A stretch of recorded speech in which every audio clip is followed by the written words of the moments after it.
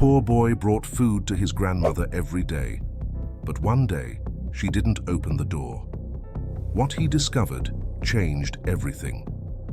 The sun barely filtered through the worn-out curtains of the small apartment where Daniel lived with his mother, Clara.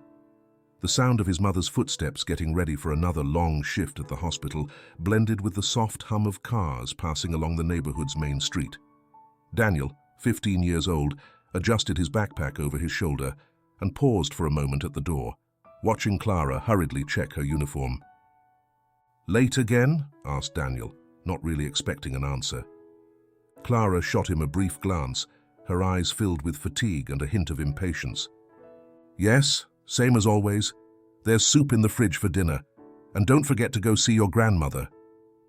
Daniel nodded, accustomed to these quick, affectionless farewells. Since his father, James, disappeared 5 years ago, Clara had adopted a more practical approach to life, working tirelessly to support the household, leaving little room for emotional closeness.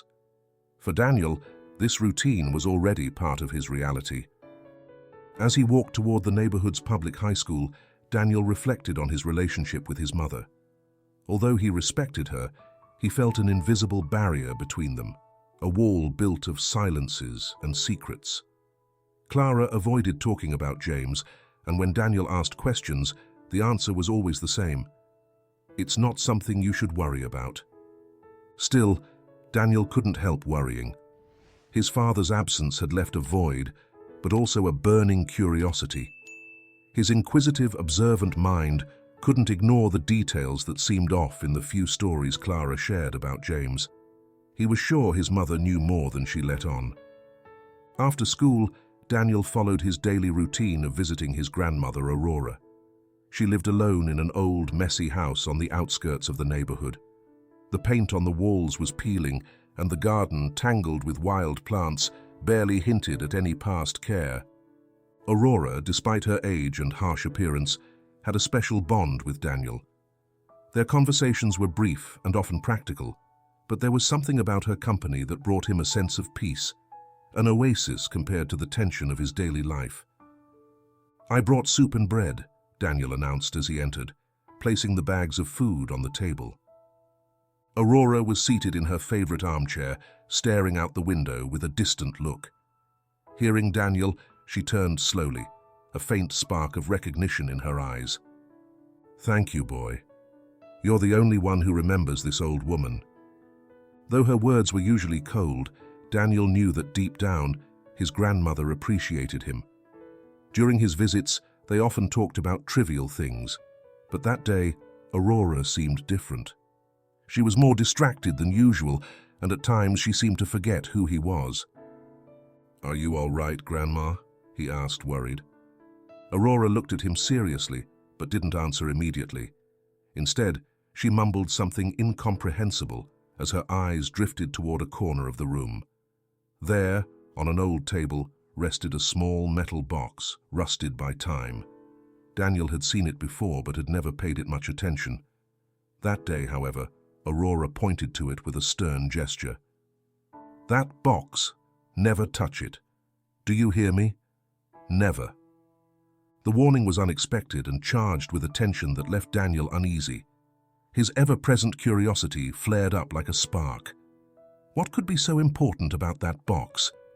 Why did his grandmother seem so anxious to keep him from opening it? Before leaving, Daniel observed Aurora more closely. Her erratic behavior and confused words filled him with doubts. There was something his grandmother wasn't saying, something that seemed connected to the past his mother also avoided. As he headed home that night, with the city lights guiding his way, Daniel couldn't shake the image of that box from his mind. Something inside him told him that old metal box held answers, not just about Aurora, but also about his father. Without knowing it, that restlessness would be the first step toward a discovery that would change his life forever. That afternoon, after school, Daniel walked quickly toward Aurora's house. It had been a long day, and though he was tired, visiting his grandmother always offered a strange comfort. But when he arrived, something was off. The front door was locked, which was unusual for Aurora, who always waited for him with the door slightly ajar and the murmur of the radio filling the silence of the house. "Grandma!" Daniel called, knocking several times, first calmly and then with growing anxiety. There was no answer. He insisted, turning the doorknob forcefully, but the door wouldn't budge. A chill ran down his spine. He stepped back, thinking about what to do. The windows were closed, and there were no signs of movement inside. Finally, he pulled out a small knife he carried, a tool he had learned to use to fix his old broken backpack. With trembling hands, he worked the lock until a quiet click told him he'd managed to open it. Inside, the house was shrouded in an oppressive silence. The living room, usually tidy though dusty, looked undisturbed, but a heavy air weighed on the place. Daniel moved forward cautiously, calling out to his grandmother in a shaky voice. "Grandma, it's me. Are you okay?" That's when he saw her. Aurora lay on the living room floor, motionless, one hand reaching toward the armchair. Daniel's heart skipped a beat, but his mind reacted quickly. He knelt beside her, checking if she was still breathing. Yes, though weakly. He pulled out his phone and dialed emergency services immediately. "My grandmother is unconscious. We're at Santa Rosa Street 23. Please come quickly." The operator told him to stay on the line and cover her to prevent heat loss. Daniel searched the old armchair for a blanket and placed it over Aurora. While doing this, his gaze drifted inevitably toward the metal box on the table, the very one Aurora had forbidden him to touch. Curiosity, mixed with the urgency of the moment, drove him. He opened a nearby drawer and, among piles of disordered papers, found a small bunch of keys. One of them, old and rusty, looked like it would fit the box's lock. He hesitated for a moment, recalling his grandmother's warning, but the desire to understand what was happening proved stronger. When he turned the key, the lid of the box opened with a soft creak. Inside, he found a collection of documents that seemed out of place in Aurora's old home. There were black and white photographs, most showing his father, James, alongside a group of men in what appeared to be a port. Daniel recognized them by his father's features, although in these images, his father's expression was serious, even tense.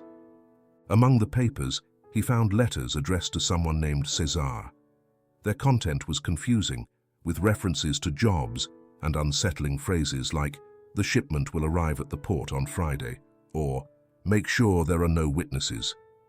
There was also a yellowed newspaper clipping mentioning a robbery at the port years ago.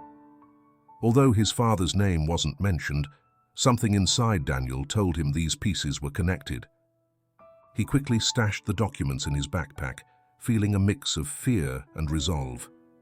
Just as he finished, he heard the sound of the approaching ambulance siren. The paramedics arrived shortly afterward and began tending to Aurora, who remained unconscious.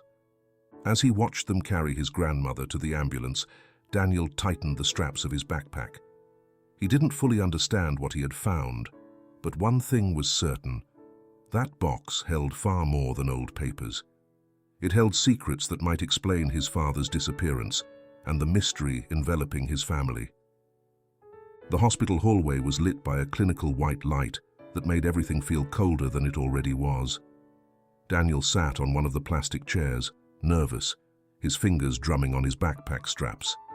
He had accompanied the paramedics all the way, but they hadn't allowed him into the room where Aurora was being treated.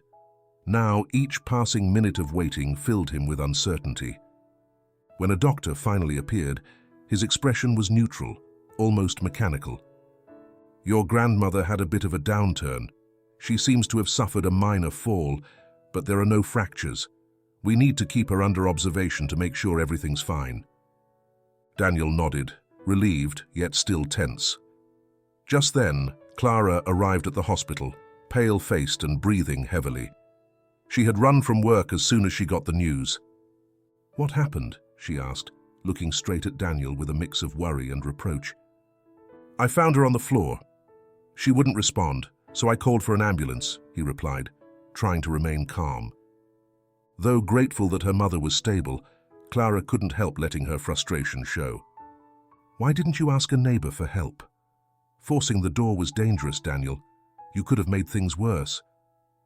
There was no time, he retorted, avoiding her gaze. He knew this wasn't the time to argue, but her accusation made him feel unfairly blamed. Tension between them rose in the brief silence that followed. Finally, Clara sighed and turned her attention to the doctor, leaving Daniel with a bitter taste in his mouth. In Aurora's hospital room, the atmosphere was quiet, except for the steady beep of the heart monitor. Aurora slowly opened her eyes, murmuring words that were initially incomprehensible. Clara stood beside her, stroking her hand, while Daniel watched from the other end of the bed. "Don't trust anyone, Daniel," Aurora whispered, with a tone that seemed more alert than her frail condition suggested. They wanted him dead. Daniel moved closer immediately, trying to catch more details. "Who, Grandma? Who are you talking about?" "Your father. Never... Cesar," Aurora went on, losing her breath. Clara quickly intervened, placing a firm hand on Daniel's shoulder. "That's enough. She's confused," Clara said, though her voice shook slightly, betraying her attempt to sound calm. "Daniel, please step outside." Daniel wanted to protest, but his mother's gaze was unwavering. He turned reluctantly and left the room, but Aurora's words were already etched in his mind. "Don't trust anyone," and "Cesar." The name echoed like a warning bell, opening a chasm of questions demanding answers. When Clara came out a few minutes later, Daniel approached her without hesitation. "What did Grandma mean by, 'they wanted him dead', and who is Cesar?" Clara stopped dead in her tracks, turning to face him with an expression of exhaustion mixed with anger. "Your grandmother's confused, Daniel. There's no sense in getting involved in things you don't understand. Just focus on school and let the adults handle it." "Why do you always do this?" he retorted, frustrated. "You never want to talk about anything. You always say it's not my concern, but how do you expect me to just let it go?" Clara crossed her arms, pressing her lips together as if holding something back. Finally, she sighed. "Because some things are too painful to talk about. Trust me, Daniel. It's better this way." Daniel didn't reply. He just looked at her, filled with disbelief and resentment. The feeling that his mother was hiding something important intensified, and for the first time, he wondered how far he would go to uncover the truth. As he walked home, the streetlights shone like beacons in the darkness of his mind. All he knew so far was that his grandmother had mentioned his father and a man named Cesar in the same breath. And if Clara didn't want to talk, he'd have to find the answers on his own. That night, Daniel locked himself in his room. The dim light of his lamp revealed the documents he'd taken from Aurora's box, spread out on his bed. Heart pounding, he examined each yellowed page, trying to piece together the puzzle that had landed in his hands. The first paper that caught his attention was a letter addressed to someone named Cesar. He recognized his father James's handwriting in the firm, tight strokes. In the letter, his father confessed to being tired of these jobs, a phrase that repeated in Daniel's mind like a disturbing echo. What jobs was he referring to? Why had his father been involved in something that wore him down so much? Daniel tried to imagine his father's voice writing those words, tired and resolute, as if desperate to free himself from a weight crushing his spirit. The second discovery was a receipt dated shortly before James's disappearance. It bore the address of an abandoned warehouse near the port. Daniel was startled to recognize the street name, a place long rumored to be grim and troubled. He wondered what had drawn his father there. The walls of his room seemed to close in around him, as if the answers were pushing him toward an uncomfortable truth.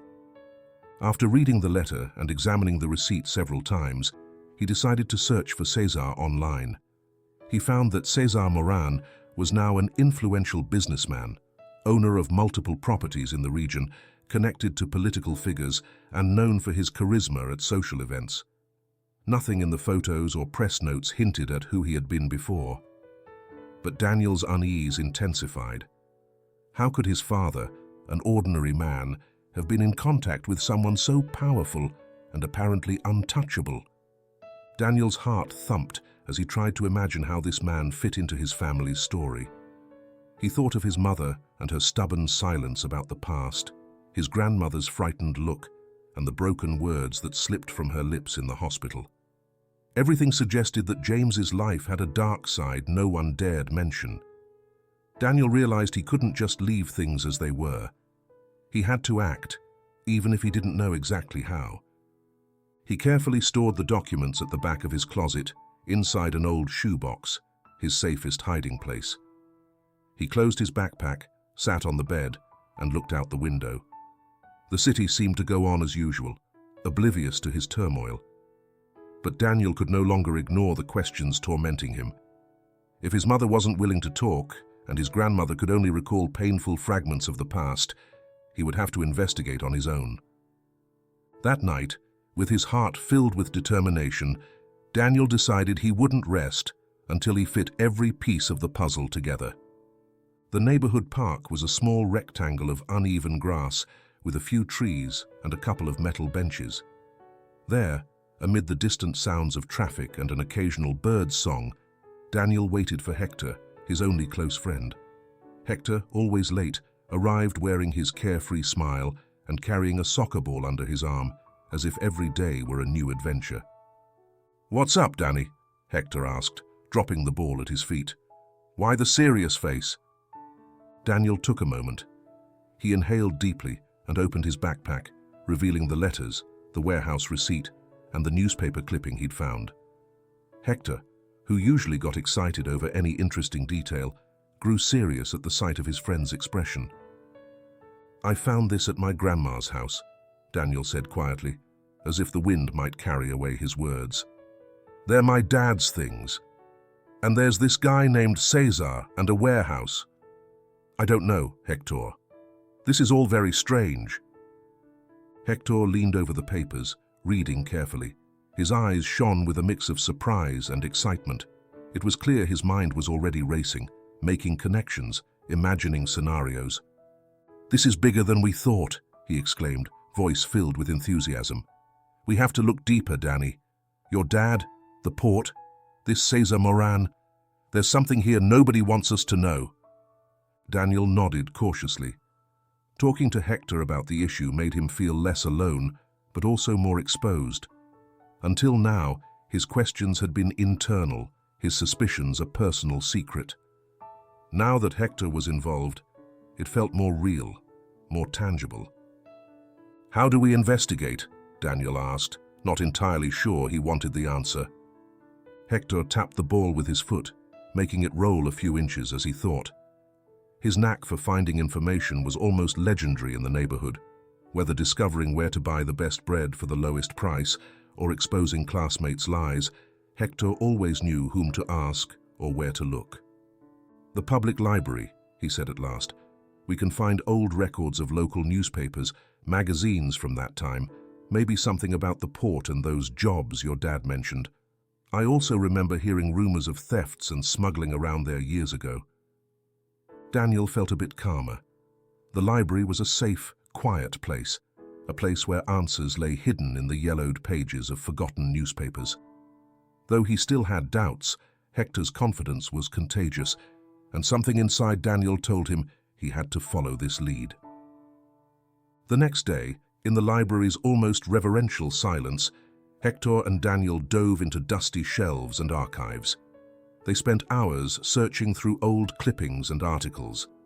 As Hector had suspected, they found references to suspicious incidents at the port, missing shipments, incomplete arrests, and one name that stood out among the yellowed lines, Cesar Moran. In those days, he wasn't the successful businessman featured in today's society and economy sections, but a shady figure involved in murky dealings.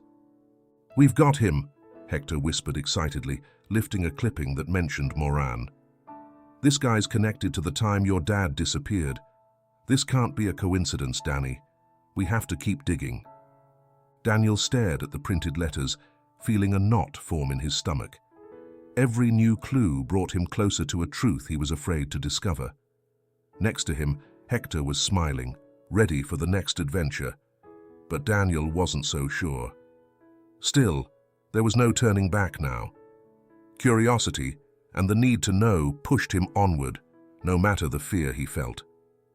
With those clippings hidden in his backpack, Daniel left the library, knowing he was treading dangerously close to a past his family had been avoiding for years. Yet he wouldn't stop. Now he had an ally, and that was enough to keep going. Late afternoon light bathed the neighborhood streets, painting the walls in orange tones. Daniel walked purposefully toward Nick's house, the neighbor who lived right next to Aurora. It wasn't like him to go directly to the adults in the neighborhood, especially someone as reserved as Nick, but his need for answers outweighed his fears. He found Nick in his makeshift workshop, a wooden shed behind his house. The man, around 60, was crouched down adjusting the chain of an old bicycle. His bald head gleamed under the dim bulb, and he barely noticed Daniel's presence at first. "What do you need, kid?" he asked without looking up, his voice rough and tired. Daniel hesitated a moment, clutching his backpack. He remembered Hector's words, his impatience and conviction that every lead mattered. He approached slowly and without preamble pulled out the letters, the receipt, and the newspaper clipping, holding them out in front of Nick, trying to keep his voice steadier than he felt. "I know you saw my father before he disappeared," Daniel said, forcing himself not to stutter. "What can you tell me about Cesar Moran?"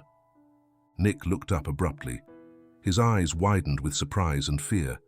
For a moment he seemed to weigh whether he should throw Daniel out, but something in the boy's seriousness made him hesitate. He took one of the documents and stared at it, mouth slightly open. It didn't take long for his face to go pale.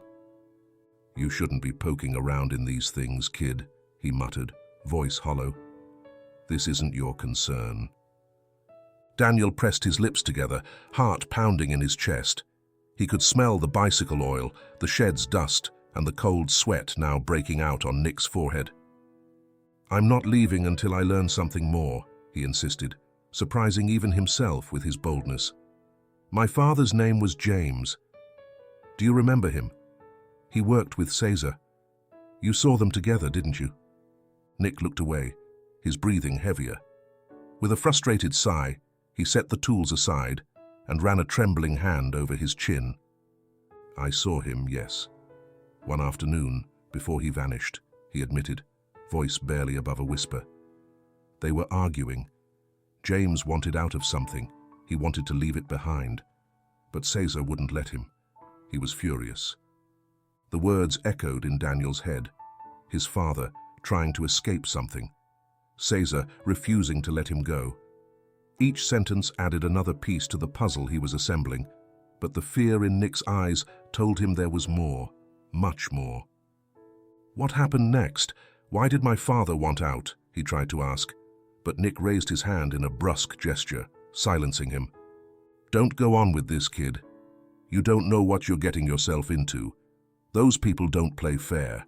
If you keep digging, they'll find you," warned the man, his rough voice trembling slightly at the end.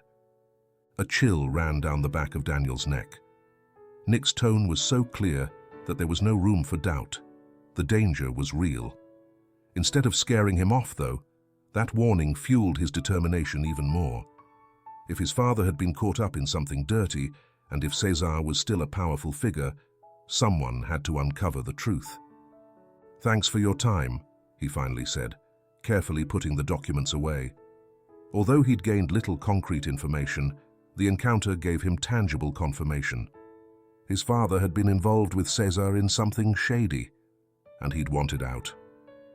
As he walked away from the workshop, leaving Nick with his half-repaired bicycle, Daniel understood that his unease wouldn't leave him until he unearthed the whole story. And now he knew more than ever that he was on the right track. Night wrapped the small apartment in oppressive silence. Daniel, seated at the kitchen table, waited for Clara to return from work. When he finally heard the sound of keys at the door, his heart sped up. He had rehearsed what he would say over and over in his mind, and now that his mother stood before him, the lump in his throat almost prevented him from speaking. "Mom," he began, voice more trembling than he would have liked. "I need you to tell me the truth. Who is Cesar, and what does he have to do with Dad?" Clara placed the grocery bag on the counter. Her slumped shoulders reflected the exhaustion of an endless day. Without meeting his eyes, she answered with a sigh. "Daniel, this again? We've talked about this. Your father." She stopped, pressing her lips together, as if merely mentioning James was like a knife's blade. Clara's evasive attitude drained Daniel's patience completely. He stood up, pushing the chair back with a loud scrape. "You're always hiding things from me," he exclaimed, his eyes seeking an answer in his mother's weary face. "If Dad is dead, why won't anyone talk about him? What really happened?" His shout echoed in the cramped space, and Clara flinched. Her expression, which had been controlled until then, shattered in an instant. Suddenly, she was no longer just a tired mother. She was someone hurt, someone who'd carried a burden for too long. "You want to know?" she replied in a choked voice, eyes filling with tears. "Your father got himself into trouble, Daniel. Trouble that almost destroyed us. We lost everything when he disappeared, and I did what I could to keep you safe. Is that what you want to hear?" For a second, Daniel was speechless. He had never seen his mother so on edge, so vulnerable. He felt something like guilt, but also knew he couldn't settle for scraps of information. "What kind of trouble?" he insisted, trying to speak more calmly. "Who's Cesar? Why won't anyone tell me?" Clara wiped her cheeks with the back of her hand and turned to the window, as if searching the night for answers to impossible questions. "James had debts, losses from a bad business deal. That's all I know. I don't know who Cesar is or what your father was doing with him. I didn't want to get involved in those things. All I cared about was you." Her voice sounded tired and honest, but Daniel felt that pieces were still missing. He understood her fear and her desire to protect him, but he was no longer a child. He had seen too many signs to believe it all came down to a failed business deal. Still, he knew that pressing further now would only worsen things. Both of them were hurt, tension drawn on their faces, half-truths lingering in the air. "All right, Mom," he said at last, more softly, and headed to his room. It wasn't the victory he had hoped for, nor the revelation he needed, but even in that partial confession, there was an acknowledgement. His father had gotten involved in something Clara didn't want to talk about, and perhaps she didn't fully understand it herself. That night, Daniel lay in bed, staring at the darkness of the ceiling. His mother hadn't denied the existence of problems, but she also hadn't clarified Cesar's connection. For him, that lack of answers wasn't an ending. It was a new push. His determination to uncover the truth grew stronger, despite the pain he knew he might find along the way. The path to the abandoned warehouse was a maze of deserted streets, warehouses with broken windows, and piles of trash in the corners. Daniel and Hector moved forward with hearts in their throats, their footsteps echoing in the eerie silence of the industrial area near the port. The address on the receipt Daniel had found matched an old, rusted metal facade without signs or any indication that it had been operational in years. Holding their breath, they pushed open a half-dislodged side door and entered. The interior smelled of dust and damp. There were stacks of goods and boxes covered in a thin grey film of neglect. Faded labels, recognizable brand names, and items wrapped in torn plastic made up the scene. The creaking of the floorboards under their feet sounded like a whisper revealing their presence. Daniel knelt over a notebook he found between two pallets. The nearly faded ink showed a list of names, workers, contacts, who knew what. Among the shaky lines, he saw his father's name, James, written in a firm hand. While Daniel examined the notebook, Hector, more restless, rummaged through half-open boxes. Inside, he found packages with familiar logos, too valuable to be simple cast-offs. No detective work was needed to understand that this place had once served as an illegal storage center. It was clear that his father had become entangled in something dangerous.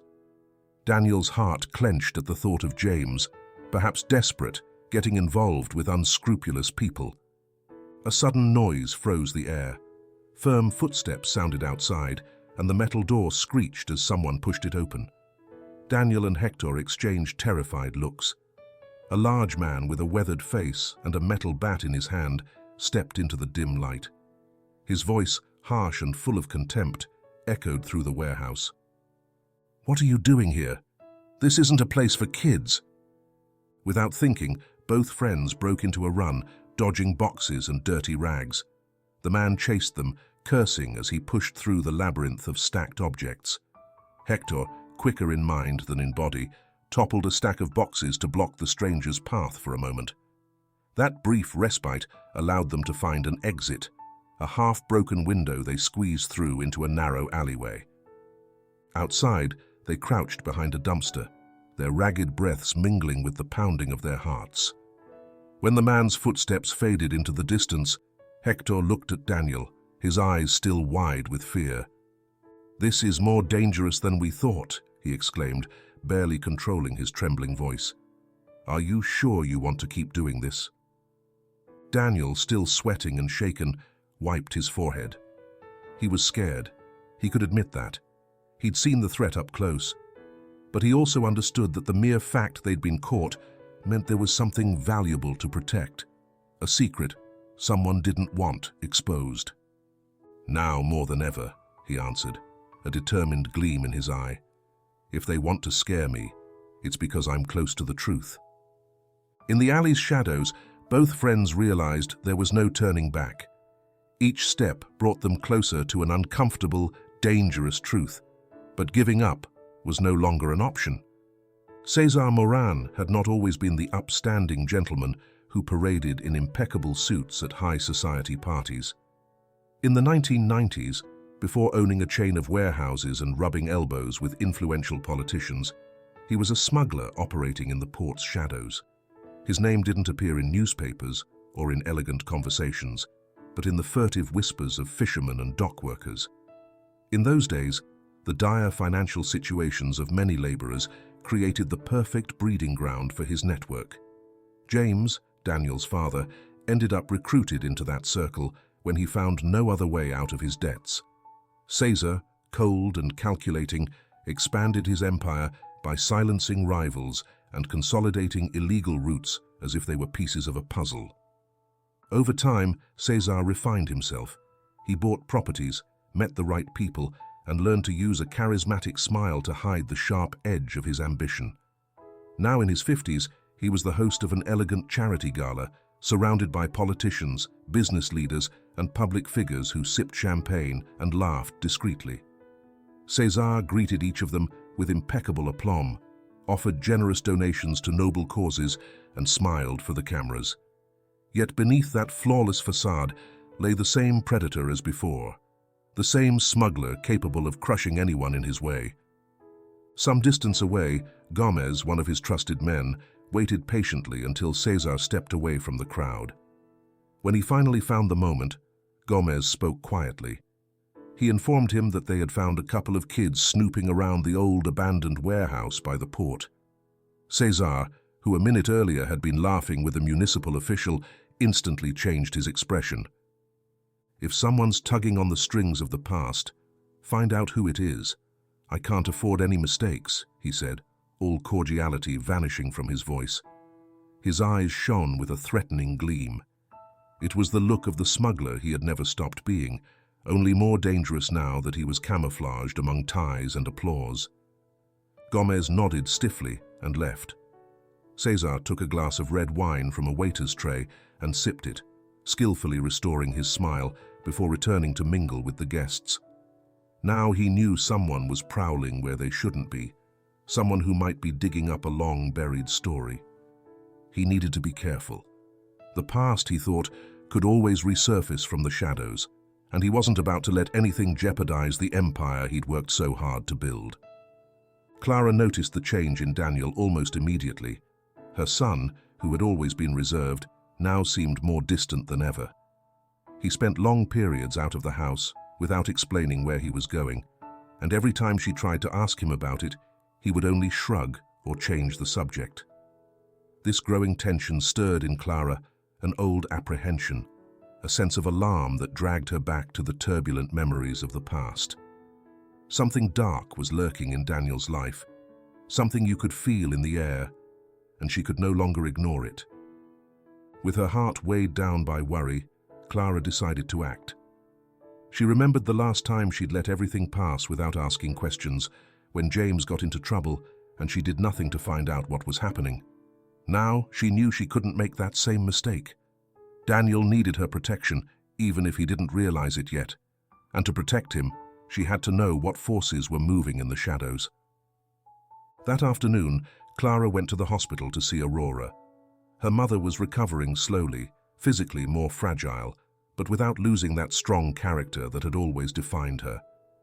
As soon as she entered the room, she felt the air fill with the tension that had marked their relationship for years. "What are you doing here, Clara?" Aurora snapped, her eyes fixed on her daughters. "Years ago, you decided not to listen to me." Clara closed the door and approached cautiously, trying not to trigger another pointless argument. There was no time for old resentments. "I'm not here to fight, Mom. Daniel is asking questions about James, about his father. I need to know the truth." Aurora shifted on the bed, avoiding Clara's gaze. She began by talking about debts and bad luck, about a good man trapped in a desperate situation. It was the same incomplete story Clara had heard before, countless times. But this time, Clara wasn't willing to leave it at that. Her voice wavered slightly as she insisted. "If you love Daniel, you have to tell me what you know. I can't protect him if I don't know what we're up against." Aurora's expression hardened before it eased again. She seemed to weigh her daughter's words, measuring whether it was worth sharing more. Finally, she gave in a little, admitting that James had worked with Cesar, claiming it was a temporary decision to get out from under the debts that were suffocating them. However, she refused to give details about what exactly happened before James disappeared. Every incomplete answer raised new suspicions, and Clara saw in her mother's eyes an old fear, a terror of digging up something too dangerous. Clara clenched her fists in frustration. She understood that Aurora had kept silent out of fear, guilt, or simply because she believed she was protecting her family. But now, the truth remained hidden behind a wall of silence. Even so, she had made a small breakthrough, confirming the link between James and Cesar, a connection undoubtedly central to the crossroads Daniel now faced. Leaving the hospital, Clara felt the weight of all that was left unsaid pressing down on her shoulders. The determination that had brought her there was now turning into a bitter mixture of worry and anger. Bit by bit, she understood that her son was involved in something whose scope she still did not know. She needed to find the answers Aurora couldn't or wouldn't give, because if Daniel was now in the crosshairs of the same shadows that swallowed James, time to save him might be running out. Aurora straightened up in the hospital bed, her gaze lost somewhere on the floor. There was a slight tremble in her hands, as if the words she was about to speak weighed too heavily. At last, after a silence that felt endless, she began to speak in a broken voice, as if each syllable were a splinter pried from the past. "James wanted to protect you both," she said, without looking at Clara. "He wanted to clear the debts and give you and Daniel a better life. He thought that by working with Cesar for a while, he could get out of that hole. But Cesar isn't someone you can just walk away from. Once you're in, there's no clean escape." Clara listened with her arms crossed, jaw clenched. She had come in hopes of getting clarity, but every word Aurora spoke cut like a knife. Even so, she didn't interrupt, letting her mother continue. "There was one last job that James agreed to do," Aurora went on, voice trembling more now. "I don't know exactly what it was or what happened after. I only know that he never came back. And Cesar made sure no one asked too many questions." Hearing this, Clara felt a wave of fury and pain wash over her. It was as if her mother had held a key to a locked drawer for years and had refused to open it, letting ignorance and uncertainty gnaw at their lives. "You knew he was involved in something dangerous, and you didn't tell me," Clara cried, raising her voice louder than she intended, tears burning in her eyes. "How could you, Mom? How could you let this happen without warning me?" Aurora, sobbing, finally raised her eyes. Her face, aged by remorse, contorted in a grimace of pain. "I thought I could handle it," she murmured, a lament. "I thought if James finished that last job, everything would be fixed. I didn't want to burden you, Clara. You already had enough with Daniel, and the idea of raising your son alone. I was wrong. I know that now." The tension in the room became unbearable. Clara ran a hand through her hair, as if trying to sort out her thoughts and her rage at the same time. Now she understood that Aurora, for some reason, had chosen silence instead of protecting them, and that silence had cost them dearly. The conversation ended in a bitter exchange of looks. With nothing more to say, Clara said a terse goodbye, a lump in her throat preventing the words floating in her mind from spilling out. Leaving the room, she felt more disconnected than ever from her mother, but paradoxically, more determined than before. There might be resentment and frustration, but now she had a clear purpose. She would not allow James's past to drag Daniel into Caesar's clutches, nor let fear and ignorance sink their roots into her family again. With her gaze fixed on the hospital's long corridor, Clara walked away knowing she couldn't rest until she uncovered the whole truth and protected her son, whatever it cost. Daniel was on his way home, backpack over his shoulder, tired from classes. The afternoon had long since faded, and the streets, lit by flickering lamps, had a strange atmosphere, as if the entire city were holding its breath.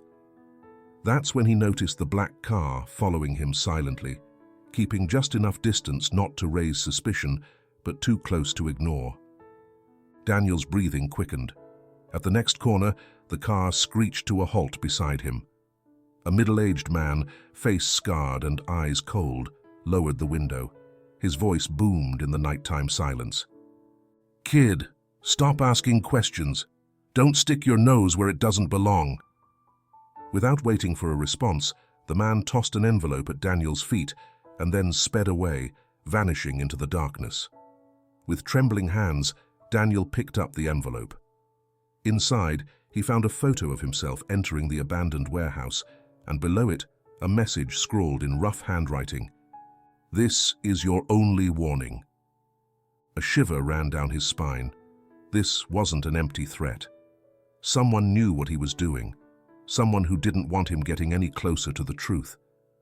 Feeling exposed and vulnerable, Daniel clutched the envelope to his chest and ran, without thinking twice, to Nick's house. Nick's workshop was dark, but Daniel knocked persistently until the neighbor, tired and surprised, opened the door. Without giving him time to react, Daniel showed him the photo and the message. Nick was silent for a moment, eyes lost in the image. Then, with a heavy sigh, he seemed to make an internal decision. "Your father was my friend," he said gravely. "I won't let the same thing happen to you." Before Daniel could thank him, Nick took out an old notebook filled with notes, names, and addresses from the time he'd worked at the port. Though nervous, he agreed to help Daniel trace the connections that had led to James's disappearance. If they knew who was involved, maybe they could find answers, or at least keep Daniel from falling into the same trap. That night, back at his building, Daniel felt his skin crawl. A dark car, apparently the same one, was parked across the street with its lights off. He couldn't be sure someone was watching him, but the mere idea made his chest tighten. He was afraid. There was no point denying it. Still, he also knew that every new threat, every step he took onto forbidden ground, brought him a little closer to the truth. He went to bed with the envelope hidden in his room, his pulse still racing. The mixture of determination and terror that enveloped him kept him alert, fully aware that from now on, not a single day would pass without feeling danger's gaze at his back. Aurora's house was eerily silent when Daniel pushed the door open and stepped inside. It smelled of damp and confinement. His grandmother's absence, as she recovered in the hospital, made the place seem emptier than ever. Though a pang of guilt twisted his stomach, he pressed on, determined to find answers. He knew his grandmother held secrets, and if there was ever a time to uncover them, it was now. He checked drawers in the living room, moved cushions on the armchair, peeked into the old kitchen where the paint peeled from the walls. Nothing. The silence only urged him deeper. He headed to Aurora's bedroom, a place he had rarely seen, always from a distance, never daring to fully enter. Now, without her there, the room seemed like a chest of mysteries. After carefully shifting a closet stacked with dusty blankets, he noticed a small hollow space in the wall, a hidden compartment. His heart sped up. He reached in and found a box covered in dust. He shook it slightly and, with trembling hands, opened the lid. Inside was a diary, its cover ink faded, but Aurora's handwriting still legible. He sat on the edge of the bed and began reading. The pages were full of references to James and Cesar, descriptions of how Aurora watched, powerless, as her son ventured into a dark world that pulled him away from his family. There were fragments mentioning a place called El Refugio, the refuge. Aurora noted that James mentioned that name often, as if it were a safe haven where he could keep everything he feared losing. However, despite his mentions, Aurora confessed she didn't know where that place really was. Daniel flipped through the pages with growing anxiety. One entry chilled his blood. James said this would be the last time, that after this job everything would change. He never returned. The pain and despair of Aurora were etched into every word. She clearly knew more than she had admitted aloud. This diary was a silent witness to the anguish and shattered hopes of his family. He found no coordinates or precise directions to El Refugio, but the insistence with which it was mentioned gave him a certainty. That place was a key piece of the puzzle. If his father considered it a safe spot, maybe that was where the final proof of what had happened could be found. Carefully closing the diary, Daniel slipped it into his backpack. The dust tickled his nose, and his heart was still pounding. He had entered feeling guilty, conscience biting at him, and he left with more questions, but also with a sense of progress. Now, with the diary in his possession, he felt one step closer to understanding what really happened to his father and how Cesar fit into all of it. And although the path seemed increasingly dangerous, each new clue strengthened his determination. The journey to El Refugio began on a grey afternoon, when Daniel and Hector boarded an almost empty bus heading out of the city. The urban landscape slowly gave way to the dark green of trees and the mist that covered distant hills. During the ride, neither spoke much, but the tension was evident. Daniel clutched his backpack tightly, and Hector, usually so talkative, kept his gaze fixed on the window. Once they reached the nearest stop to the forest reserve, they got off. They followed a narrow trail on foot, guided by the makeshift map they had drawn from the clues in Aurora's diary. Although Nick had been reluctant at first, he ended up confirming that James had once mentioned this place, calling it the only safe spot. Pushing through undergrowth and fallen logs, they walked for hours, with the sun descending over the treetops and the distant calls of nocturnal birds marking the passage of time. When they found the cabin, it was hidden behind a natural barrier of ferns and branches. The structure looked run down, wood eaten away, and the roof half collapsed, yet it gave off a certain aura of importance. A closer look revealed unsettling signs: a recently used fire pit, indistinct footprints on the ground. It wasn't as abandoned as it seemed. Someone had been there not long ago. They ventured inside cautiously, raising dust with each step. Within, they found stacked boxes in a corner. Hector approached one and opened it. What they discovered echoed a past Daniel barely knew. Plans of port warehouses, documents with code names and suspicious transactions, evidence that illegal activities were orchestrated here. Photographs of James posing with several men, Cesar among them, made it clear that Daniel's father knew the secrets of this clandestine network. Heart in his throat, Daniel examined a drawer partially pulled open. Inside, he found a letter addressed to Aurora, written in his father's hand. He read it, mouth dry. James spoke of gathering evidence against Cesar, of hoping to escape with his family far from that world. However, the letter ended abruptly, incomplete. The last line was a silent plea. "Mum, if you're reading this, it means something went wrong. Take care of Clara and Daniel. Everything you need is in this place." James's voice seemed to echo in the cabin's grimy walls. Daniel pressed the letter to his chest, eyes misty. Hector remained silent, understanding the gravity of the moment. Without a word, Daniel placed the letter and documents in his backpack. Each new piece of the puzzle brought him closer to the truth, but also increased the risk. Still, if his father had been brave enough to try standing up to Cesar, Daniel wasn't about to back down now. They left the cabin as the evening light filtered through the branches. Daniel's resolve was stronger than ever. He would use these proofs to uncover the truth and prevent history from repeating itself, no matter the danger this entailed. Cesar learned of the intrusions at dusk in his spacious office overlooking the city when Gomez burst in without knocking. A man of few words, Gomez's pale face and tense shoulders spoke volumes. It only took a few terse phrases to unleash Cesar's anger, like a long dormant volcano roaring back to life. 2 kids had been snooping around El Refugio. That cabin, that forgotten corner in the woods that Cesar had believed safe from prying eyes, suddenly became a vulnerable point, a chink in his empire's armor. "Who are they?" Cesar asked through clenched teeth. Gomez shook his head, uneasy. "We don't know. They seem to be boys from the neighborhood. Someone saw them come and go. No concrete details, just that they were poking around where they shouldn't." Cesar, in his 50s, with the elegance of a faultless businessman, felt a shiver of rage run down his spine. It didn't matter that they were just teenagers. Curiosity was a dangerous weapon, and if they had gotten this far, it meant they weren't just meddling for fun. They had found something, or were about to. If that were the case, his entire house of cards could start to crumble. His reputation, his political connections, his privileged position, all could collapse if evidence of his criminal past came to light. "Take care of it," he ordered, voice dry. "Destroy the cabin. If there's anything there, burn it. And if those kids are still around, well, make sure they can't talk to anyone." He needed say no more.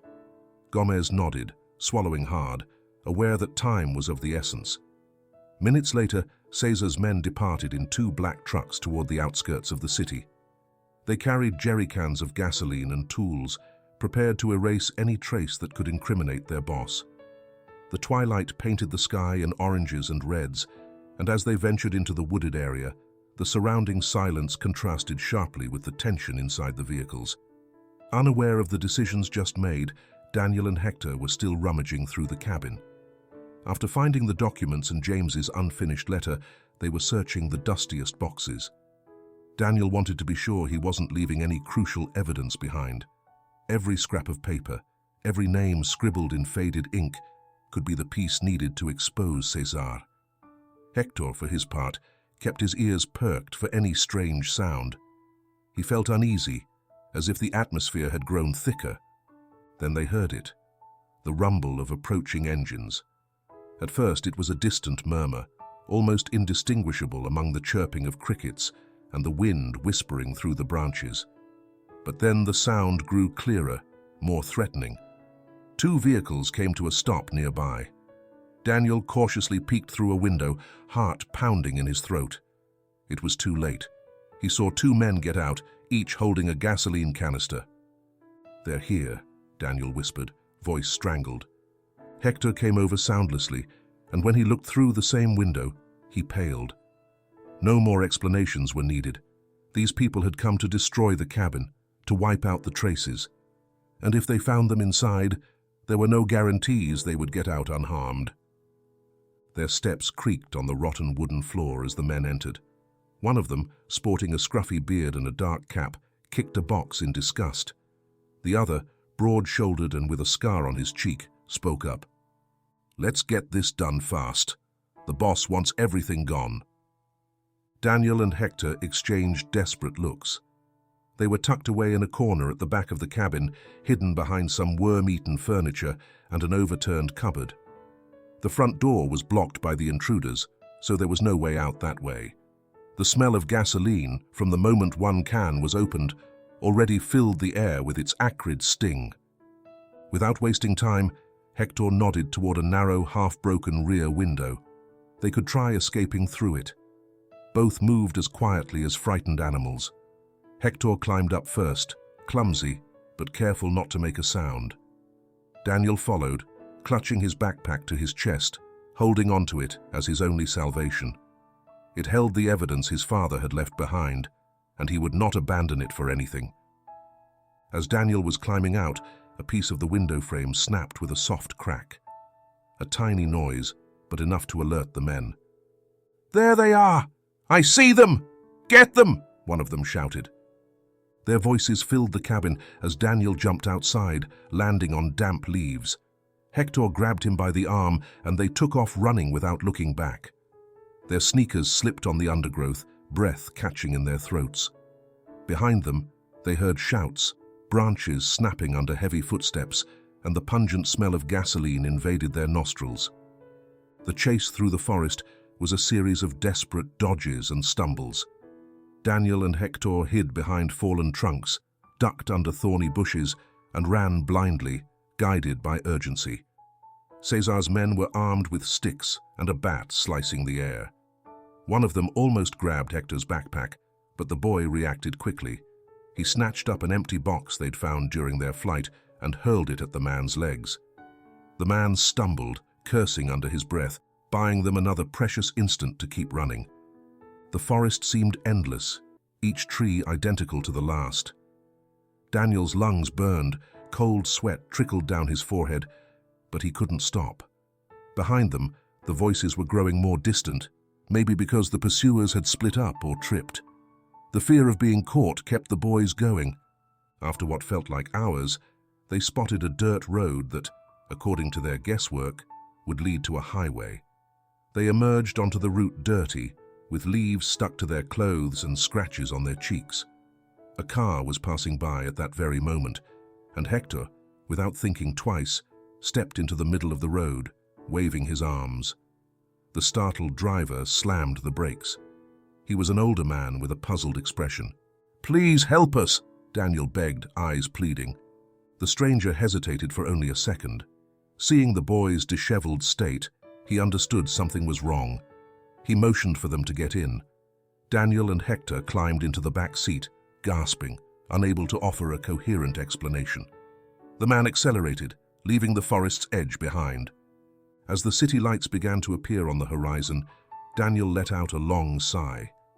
His heart still pounded, adrenaline still coursed through his veins, but a sense of relief washed over him.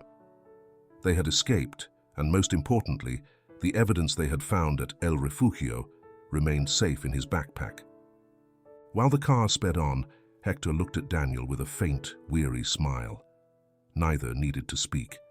The horror of the chase, the tangible danger they had faced, confirmed that they were hitting a nerve. If Cesar had reacted this way, it meant the evidence was genuine and powerful. Still trembling, Daniel felt that the determination that had driven him this far only grew stronger. Now they knew for certain they wouldn't give up. Sooner or later, the truth would come to light.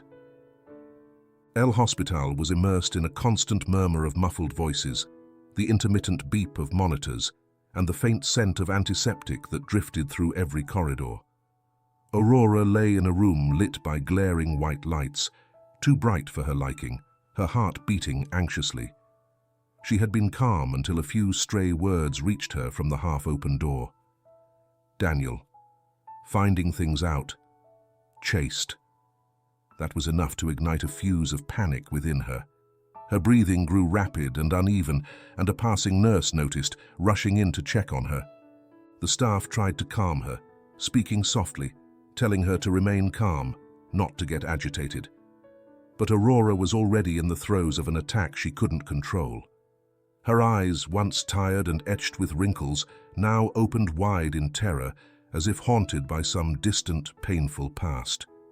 Between ragged breaths, she began to repeat insistently, "No, he mustn't know. He mustn't know. Alejandro. Alejandro." The nurse glanced at a colleague in surprise. Clara, who had come to speak with a doctor about Aurora's condition, entered at that very moment, finding her mother on the verge of hyperventilation. The room filled with the unmistakable sounds of anxiety, halting gasps, the sheets rustling against Aurora's legs as she writhed, trying to breathe.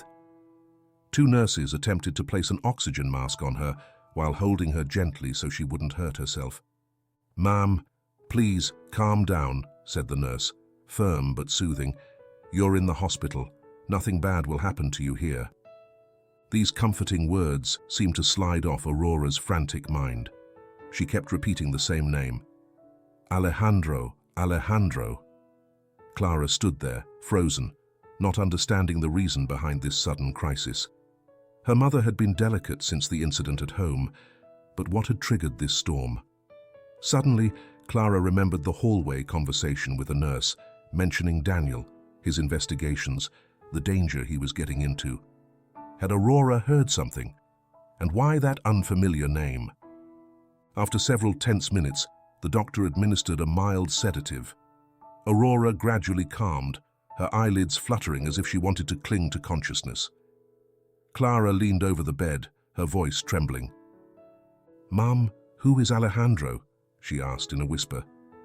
Aurora moaned, trying to form coherent words, but her throat felt dry, her mind foggy from the sedative and recent terror. At that moment, Daniel arrived at the hospital, walking briskly. He had recently escaped dangerous situations, and his face showed the accumulated strain. Dark circles under his eyes, a furrowed brow, a hidden fatigue evident in his posture. Upon seeing him, Clara let out the anger she'd been holding back. "Your grandmother is like this because of you," she accused loudly, momentarily forgetting they were in a public place. "You never should have gotten involved in this business, Daniel. What you're doing is making her sick, driving her nerves to the edge." Daniel looked at her, furious and hurt. It was always the same, blaming him for wanting to know, for refusing to accept lies or the absence of truth. His voice rose more than usual. "I'm looking for answers because you never gave them to me," he retorted, eyes blazing. "Who is Alejandro?" The mention of the name cracked the air like a whip.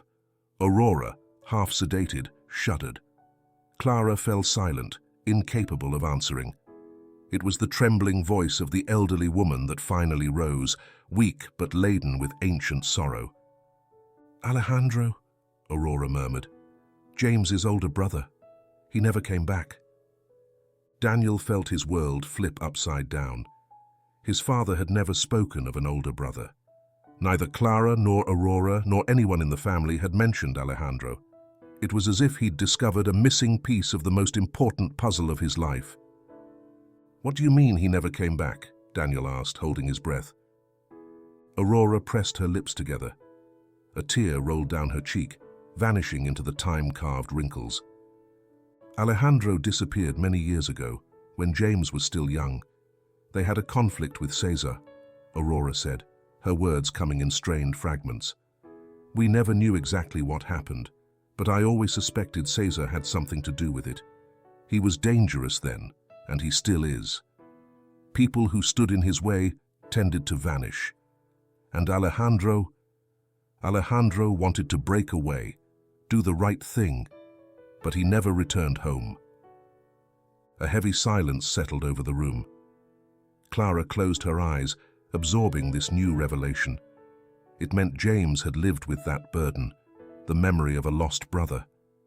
Maybe that explained his own decision to get involved with Cesar.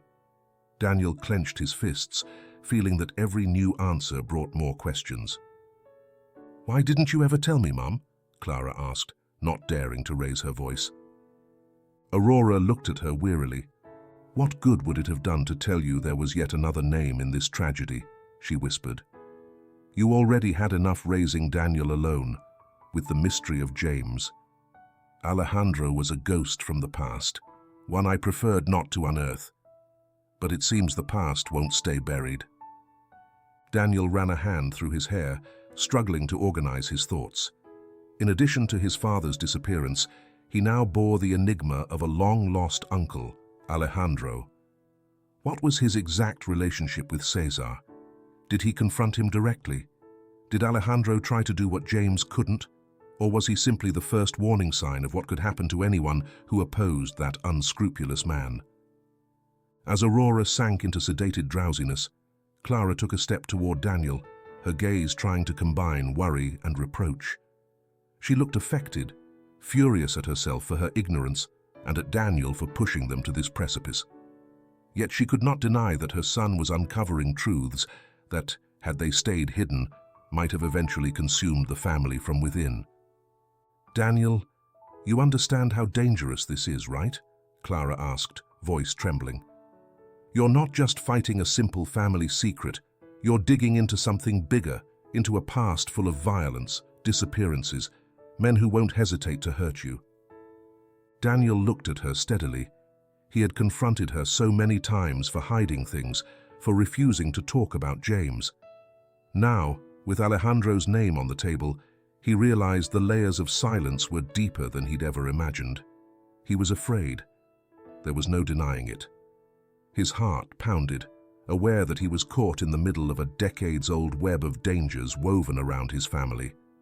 But at the same time, he felt responsible for continuing. He couldn't back down now, not with the evidence he carried in his backpack, not with the memory of his father still drifting in the shadows of absence. "I understand, Mom," he replied, his voice rough. "I know it's dangerous, but I won't stop. Every time I discover something, I understand more about the world Dad lived in, and now I know there was someone before him, Alejandro. If they couldn't put an end to this, maybe I can, or at least reveal the truth so that Cesar can't keep acting with impunity." Clara felt a lump in her throat. Her son had become a steadfast young man, with a courage perhaps no one else in their family possessed. While the hospital monitor marked Aurora's pulse, Clara realized that nothing could convince Daniel to abandon his search. The best she could do was support him, or at least not stand in his way anymore. But fear still gnawed at her conscience, warning that this confrontation with the past could end very badly. Aurora, half asleep, muttered something incomprehensible. Daniel approached the bed, looking at her with sadness and tenderness. His grandmother had borne secrets and fears for a lifetime, trying to keep the family safe. Now, with the truth emerging, there was no turning back. Alejandro's name was the last missing piece to grasp the magnitude of Cesar's shadow. Was Alejandro alive somewhere, hiding? Or did he lie in some remote place, a victim of the silence and cruelty of the man who still wielded power? Daniel didn't know, but as he left the room with Clara, he knew the path ahead was becoming more complicated. Every answer brought a new question. Every secret revealed opened a deeper abyss. Still, his determination did not waver. The past had been buried, but with the strength of Daniel's digging, those memories surfaced again, ready to fight for the truth, no matter the consequences. Night covered the neighborhood with a mantle of silence, broken only by the distant hum of streetlights. Daniel approached Nick's house with cautious steps, shoving his hands into his jacket pockets. After the latest revelations, unease had settled in his chest like an unwanted guest. He couldn't get Alejandro's name out of his head, an unknown uncle, his father's older brother, who had challenged Cesar and vanished without a trace. This new piece of information was too valuable to ignore. When he reached Nick's small workshop, the door was ajar. A faint beam of light shone through, revealing the neighbor's silhouette bent over a workbench. Nick looked up upon noticing Daniel's presence. His eyes seemed wearier than ever, two dark wells holding memories he would have preferred to forget. Daniel hesitated at the threshold, unsure if it was right to insist, but his need for answers outweighed his discomfort. "Back again, kid?" Nick asked with a sigh. There was no resentment in his voice, only resignation. He knew Daniel wouldn't stop until he learned more. "I need to know about Alejandro," said the boy frankly. My grandmother mentioned him, and now I know he was my father's older brother. You all kept this secret for years. Why?" Nick sighed again. He closed the pocket knife he'd been holding, apparently adjusting some part of an old bicycle. He gestured for Daniel to come in and sit on a metal stool beside the workbench. The place smelled of oil, rusted metal and rubber. Tools hung on nails, bike chains and spare parts lay scattered everywhere, as if the workshop were a metaphor for Nick's own internal disorder. "All right," he finally said. "There's no point in keeping this hidden anymore. Alejandro was a name I preferred not to mention. But if you already know it, I suppose you deserve to know the truth." Nick wiped his hands on a rag, thinking carefully about which words to use. His gaze drifted into the dim light, as if trying to glimpse scenes from the past in the shadows. "Alejandro was the opposite of James," he began. "Where James was calm, discreet, focused on his family, Alejandro was a whirlwind. He was strong, brave, some might say reckless. He liked action and never stayed silent in the face of injustice. When Cesar started building his network at the port, Alejandro didn't take long to get recruited. He was the kind of person Cesar needed in the beginning, someone who knew the territory, who could move goods quickly, whose hand wouldn't tremble when doing dirty work." Daniel shivered at the word dirty. He already understood that his father had been involved in shady dealings, but the thought that his uncle Alejandro had been a key cog in Cesar's rise made his stomach tighten. Still, he didn't interrupt. He needed the full story. "At first, Alejandro thought he could handle the situation," Nick continued, his voice softer now. "I guess he saw those jobs as a way to make quick money. He wasn't evil, Daniel, just trapped by circumstances. But unlike many, Alejandro had a very clear conscience. He couldn't stand injustice or cruelty. Cesar, on the other hand, thrived on threats, bribes, and eliminating his competitors. Over time, Alejandro began to clash with him. There were arguments, disagreements. Alejandro dared to question him." Nick paused to wet his lips. He seemed to be choosing his words as if each detail could change Daniel's view of his family. "One day, Cesar forced Alejandro to do something against his principles. I don't know exactly what it was. I've heard rumors. Some say it involved a very special shipment. Others say it was about eliminating someone who wouldn't cooperate. Whatever it was, Alejandro refused. He stood up to Cesar. Can you imagine that? A mere worker openly defying the man who was already becoming the master of the docks."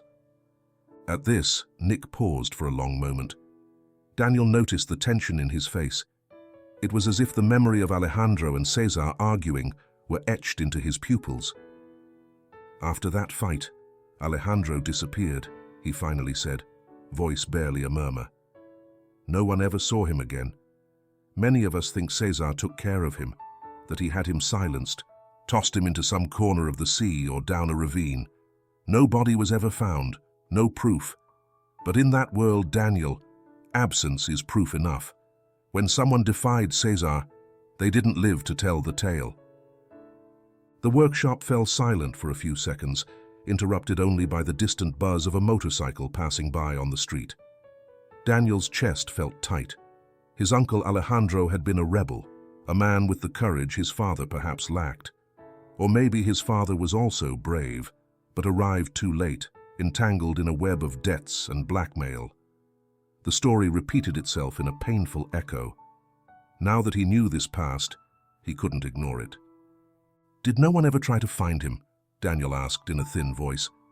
"The police, the family." Nick shook his head. At that time, the local police were bought off. Nobody wanted to risk it. Your grandmother and grandfather were devastated, but they still had James, who was young. Fear paralyzed them, Daniel. They lived under Cesar's shadow, knowing that one careless word could cost them another disappearance. And James, well, he was your father. He grew up knowing his older brother vanished. Can you imagine the weight of that silence in his life? Daniel lowered his gaze. Suddenly he better understood the horror his family had endured. His father had carried the open wound of his missing brother inside him and ended up trapped in the same net. Perhaps the memory of Alejandro was what drove James to gather evidence against Cesar. Maybe he wanted to avenge his brother, or at least free himself and his family from that invisible yoke. While Daniel mulled over these thoughts, Nick added, almost regretfully, "It's possible Alejandro never died, though I doubt it. If he had survived, he would have come back for revenge, or at least tried to make contact. His prolonged silence makes us think Cesar made sure he could never speak again." Daniel swallowed hard. The notion of an unknown uncle, a lone warrior who fought against a criminal empire and fell into obscurity, stirred a mix of pain and admiration in him. He couldn't shake the idea that maybe Alejandro had left some clue, something that would help close the circle.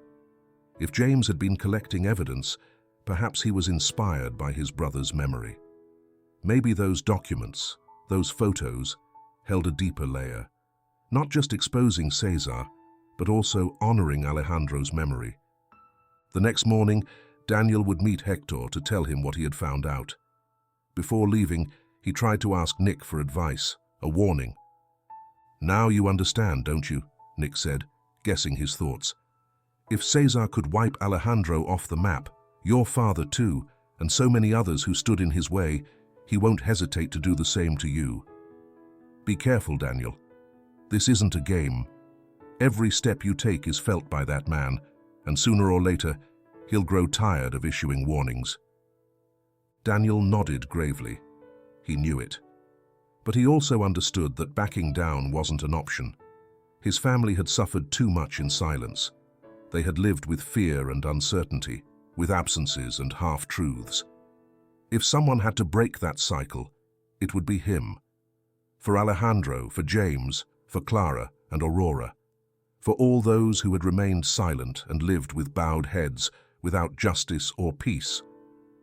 Later, when he left the workshop, the night sky seemed darker than ever. Hector waited a few blocks away. Seeing Daniel's somber expression, Hector asked timidly, "Well, what did you find out?" Daniel told him everything Nick had said. Hector ran his hands through his hair, shocked. "Daniel, this is way bigger than I ever imagined. You're caught up in an old, dangerous network. Look at what happened to Alejandro. Look at what happened to your father. Are you sure you want to keep going?"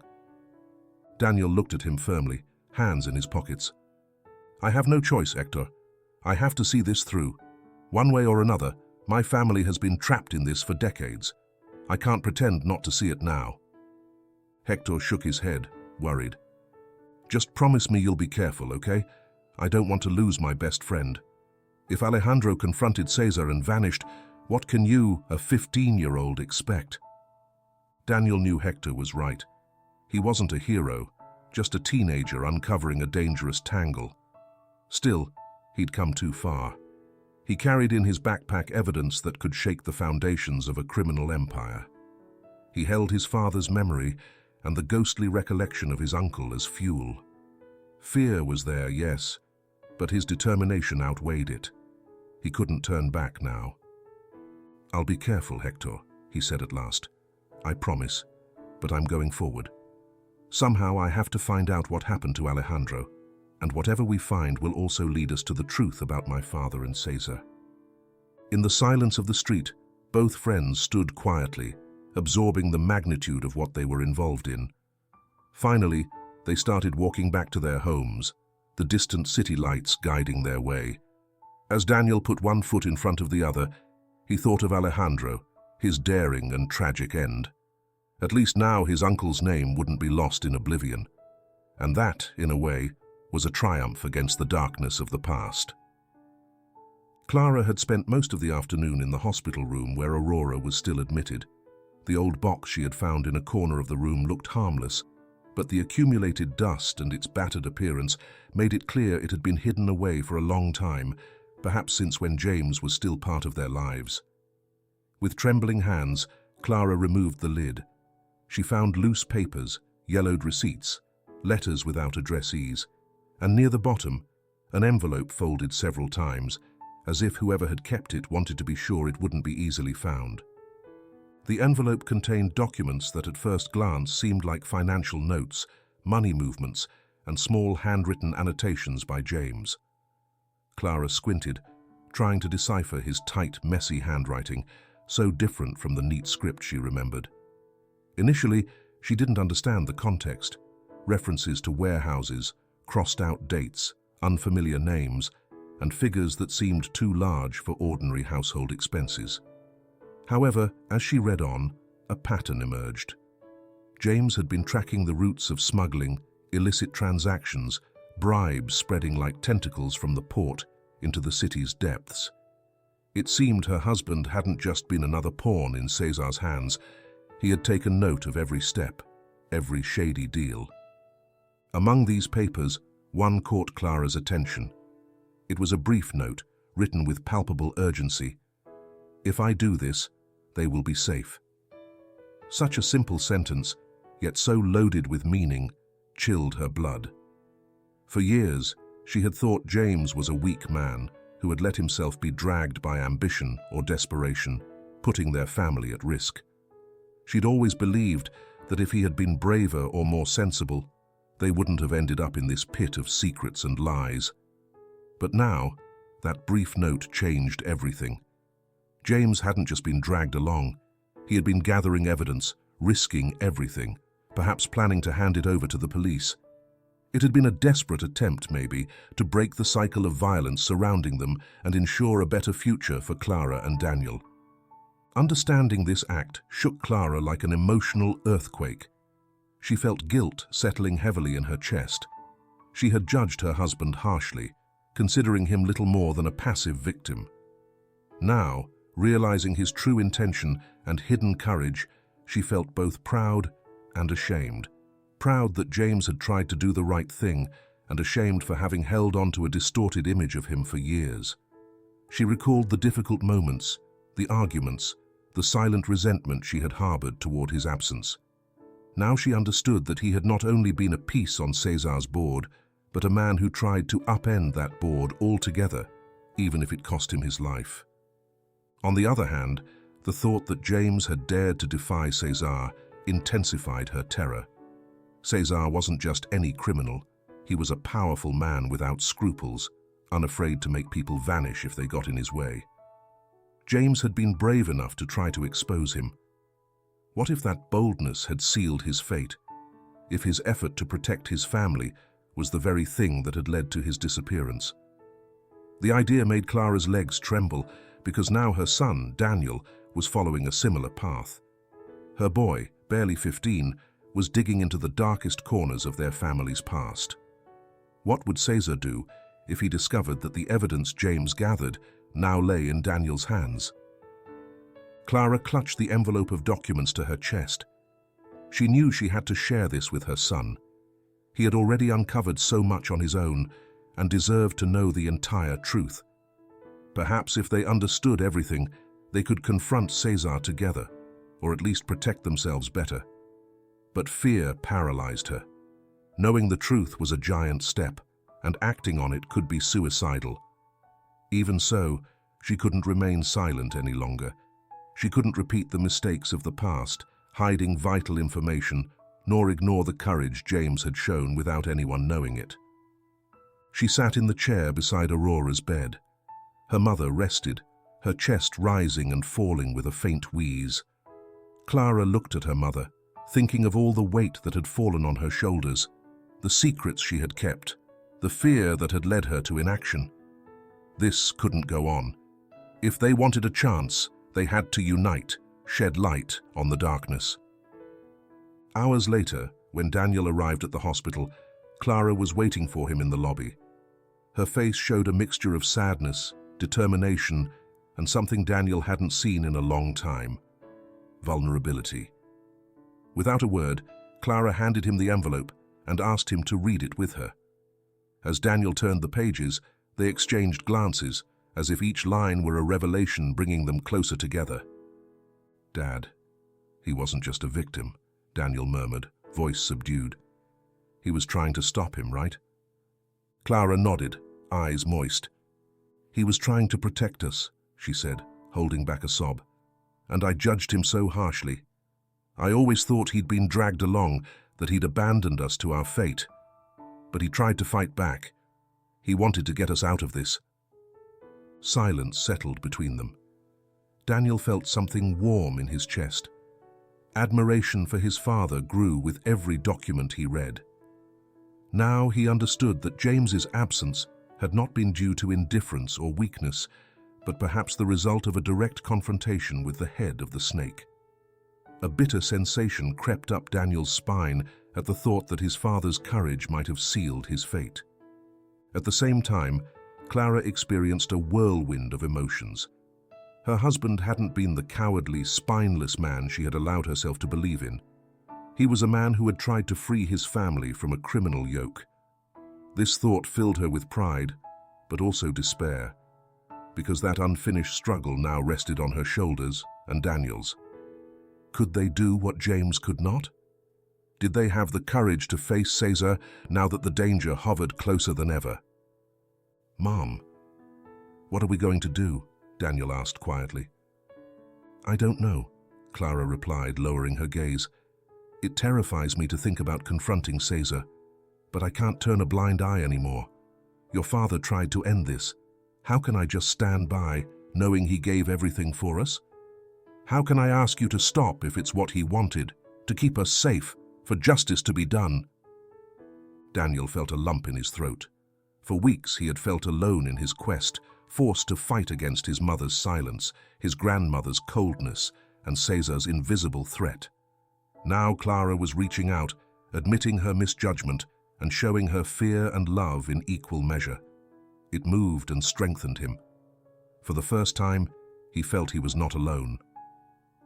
"I don't have all the answers," Clara continued in a whisper. "But I don't want to lose you too, Daniel. At least now I understand the importance of what you're doing. Your father didn't want you trapped in this network, but he also knew the truth had to come out. Together, maybe we can be stronger." Daniel nodded, wiping away a stray tear. For the first time in a long while, he felt a bridge forming between him and his mother, a kind of alliance built on pain, guilt, and revelation. Together, they now had more clarity.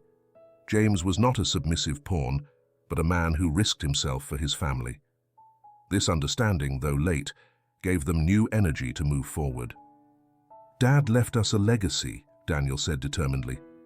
"If he found evidence, it's because he wanted someone to use it. I can't deny I'm afraid, Mom. Caesar is dangerous. But I can't abandon this knowing Dad tried to bring him down.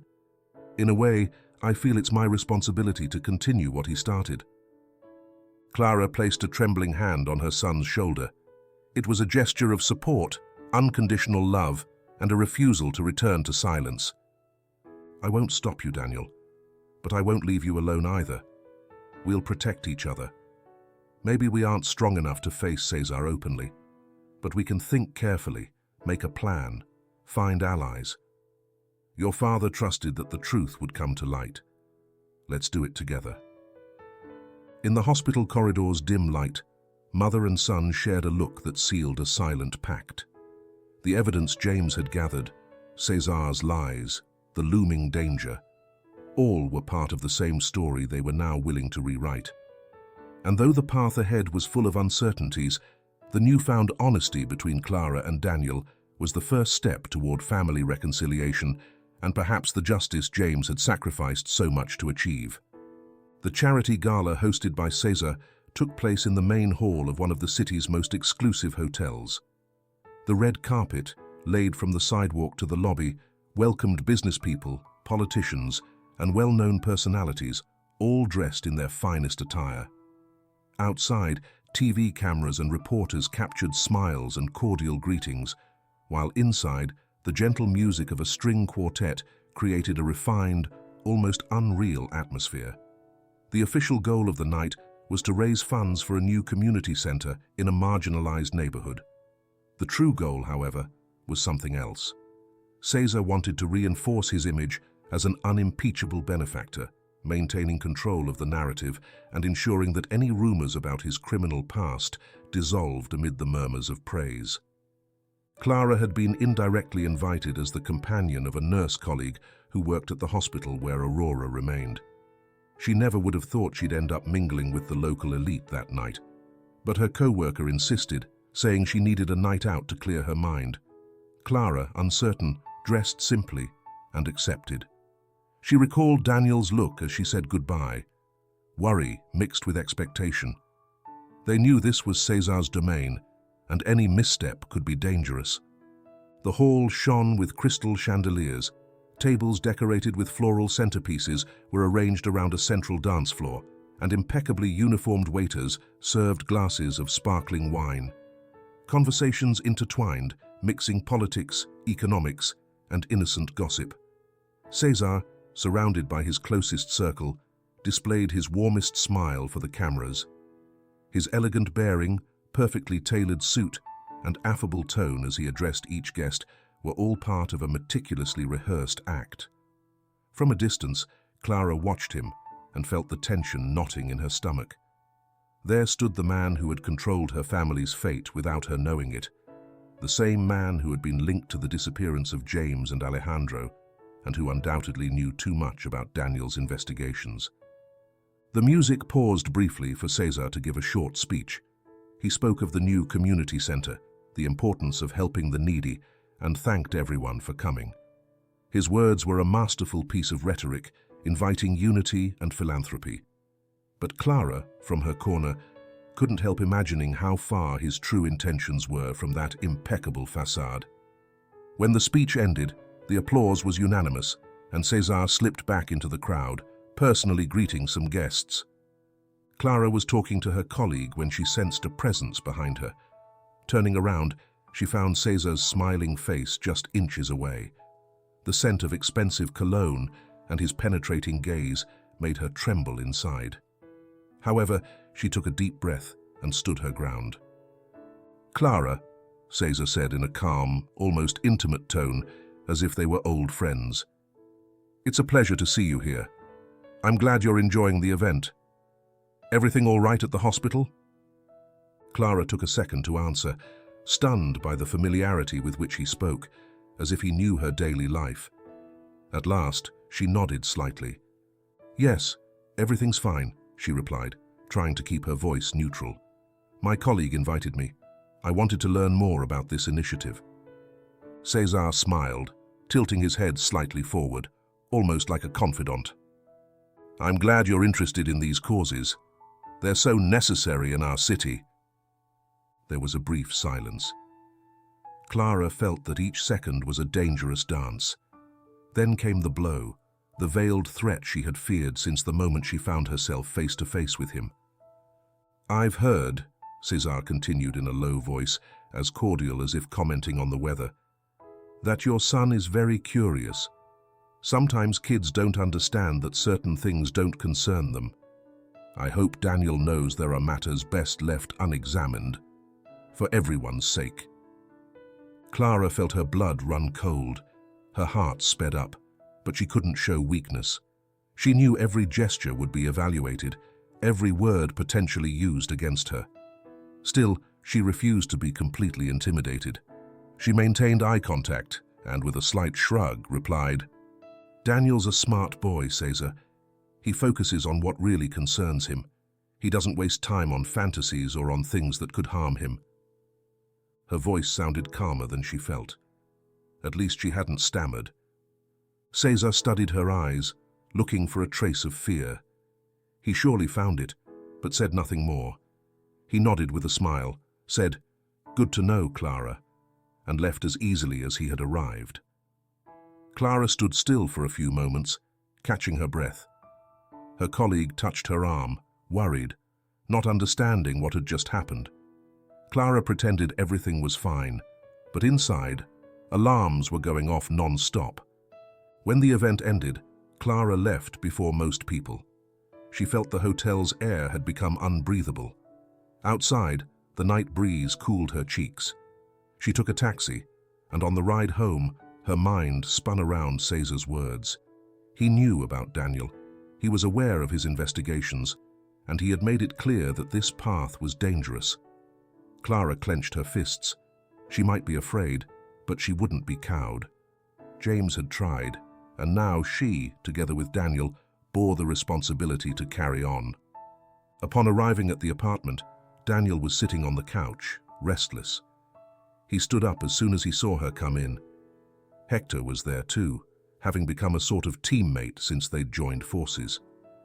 Clara took off her jacket and sat down, recounting everything in detail. Each word painted the scenario they already feared. Cesar wouldn't sit idly by. He knew about them, and he wouldn't hesitate to take more drastic measures if they kept moving forward. "This confirms we're on the right track," Hector said, trying to sound optimistic. "If Cesar is nervous, it's because the evidence you have is truly dangerous to him." Daniel, however, looked grim. He knew this put Clara in danger, and that weighed on him. He couldn't stop thinking about Cesar's threatening words toward his mother. "We can't face him alone," Daniel said finally. "If we go to the police, we risk them being bought off. We need someone influential, someone who can spread the information without fear." He turned toward Hector, recalling what he had suggested many times before. Hector nodded firmly. "I know a local journalist, Diego Vargas. He's denounced corruption before. Many think he's crazy for daring to do that, but he's never backed down. He's exactly the kind of person this story needs." Clara hesitated. The idea of taking the evidence to a journalist was risky. They'd expose Cesar, but also expose themselves. Still, Daniel and Hector were determined, and she knew they couldn't remain in the shadows any longer. Cesar had already made the first move, showing his teeth. Why not fight back with the truth? "If Cesar is so scared," Hector reasoned, "imagine what would happen if that truth were published. He wouldn't be able to act with impunity if public opinion and honest authorities are watching his every move." Daniel looked at his mother, waiting for approval. Now that she knew of James's courage, she felt compelled to act. Clara thought for a moment. She was afraid, she admitted to herself. She didn't know if they could trust the journalist, nor if the reprisals would be worse. But she also understood that staying put meant letting Cesar win, letting James and Alejandro's sacrifice vanish into oblivion. "All right," she said, her voice as firm as she could make it. "Let's talk to that journalist. But we must be cautious, not show him everything at once. First, we need to see if he's trustworthy. If he is, we'll give him the evidence. Then we'll see how long Cesar can keep up his philanthropist act." Hector smiled, relieved. Daniel just squeezed his mother's hand for a moment, grateful for her courage. That night, in the small but warm apartment, mother, son, and friend made a silent pact. Cesar's threat hovered over them, but now they had a plan. Bring the truth to light. It was risky, yes, but justice is rarely achieved without risk. As the city's lights went out one by one, they knew the game had been taken to another level. That gala had been a trap, a warning, and now they had to move quickly and intelligently. The family's fate and the memory of those who were gone depended on it. Diego Vargas had heard all kinds of stories throughout his career. He had unmasked corrupt politicians, businessmen who built fortunes at the public's expense, and small-time criminals who'd become big fish through a nest of favors. Still, the story Clara and Daniel presented to him that evening in a quiet downtown cafe had a different tone. This wasn't just another corruption case. It involved a name even the boldest journalists avoided mentioning lightly: Cesar Moran. The man whose influence, so it seemed, reached from the port to City Hall, from respectable entrepreneurs to street thugs. An untouchable titan, or so people believed. Their meeting took place at a secluded corner table in the cafe. Outside, evening traffic hummed, while at their table tension hung in the air. Clara held a folder of documents, her hands trembling but determined. Daniel, brow furrowed, guarded his mother with the air of someone who'd seen too much for his age. Diego arrived on time, wearing a worn-out jacket and disheveled hair, as if he'd run all the way there. Before saying hello, he ordered a strong coffee and pulled out his notebook. He was a man in his 40s, stern-faced, with eyes that gleamed when he smelled a good story. "Go ahead," he invited after introductions. There was no room for unnecessary formalities. Clara started from the beginning, voice subdued but firm, while Daniel added details or corrected dates. They mentioned James, Clara's husband and Daniel's father, his disappearance, the debts, the connections to Cesar, and finally, the evidence they'd gathered with Hector and Nick's help. When Clara finished, Diego's eyebrows had risen several times, and his notebook was filled with scribbles and arrows, trying to make sense of a spiderweb of names and places. "If this leads to Cesar Moran, we're stepping into dangerous territory," Diego said at last, straightforward as ever. "I've heard his name whispered, but few dare to print it in headlines. It's no secret his strings reach very high. But the bigger the fish, the louder the splash when it falls. And believe me, if there's one thing I like, it's the crash of a big fish going down." Daniel and Clara exchanged a relieved look. They'd found the right person. Diego seemed to grasp the magnitude of the challenge, and far from being discouraged, he smiled with a cynical excitement. The investigation started immediately. Diego spent the first few nights reviewing the documents Clara and Daniel provided. Receipts, handwritten notes by James, photographs of the abandoned warehouse, port maps with strange markings. None of it was a smoking gun on its own, but together they painted a map of illicit activities, cargo leaving the port unregistered, properties under front men's names, inexplicable money movements.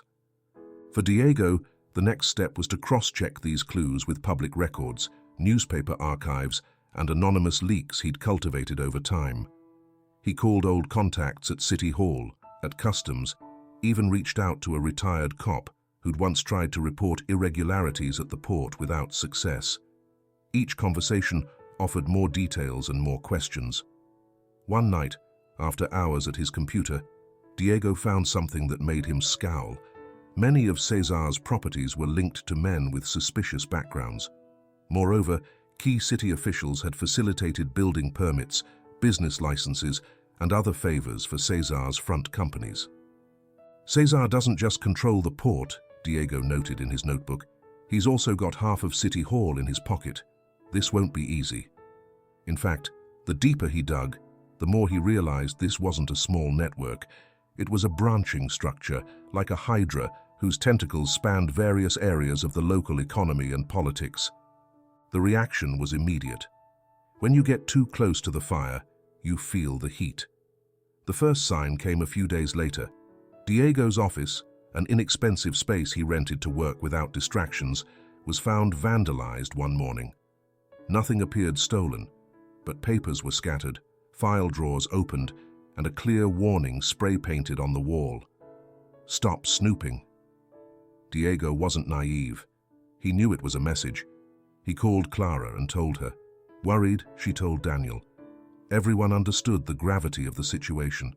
This wasn't the first time Cesar sent intimidating messages. A few days later, the anonymous calls started. Someone with a distorted voice advised Diego to drop the investigation and stick to less dangerous matters. The journalist responded with silence or hung up, but each call fueled his anger and determination. It didn't frighten him. On the contrary, it pushed him to dig deeper. He knew that if Cesar was nervous, it meant something huge was waiting to be uncovered. One night, Diego immersed himself in digital archives. Through some contacts, he accessed old labor records from the port dating back 2 decades. At that time, Cesar was just emerging as a clandestine power. Scanning the lists of port workers, Diego found a name he'd already heard from Clara and Daniel: Alejandro, James's older brother. He spent more than an hour tracking that name, finding vague mentions in informal notes, internal reports, a couple of dusty testimonies.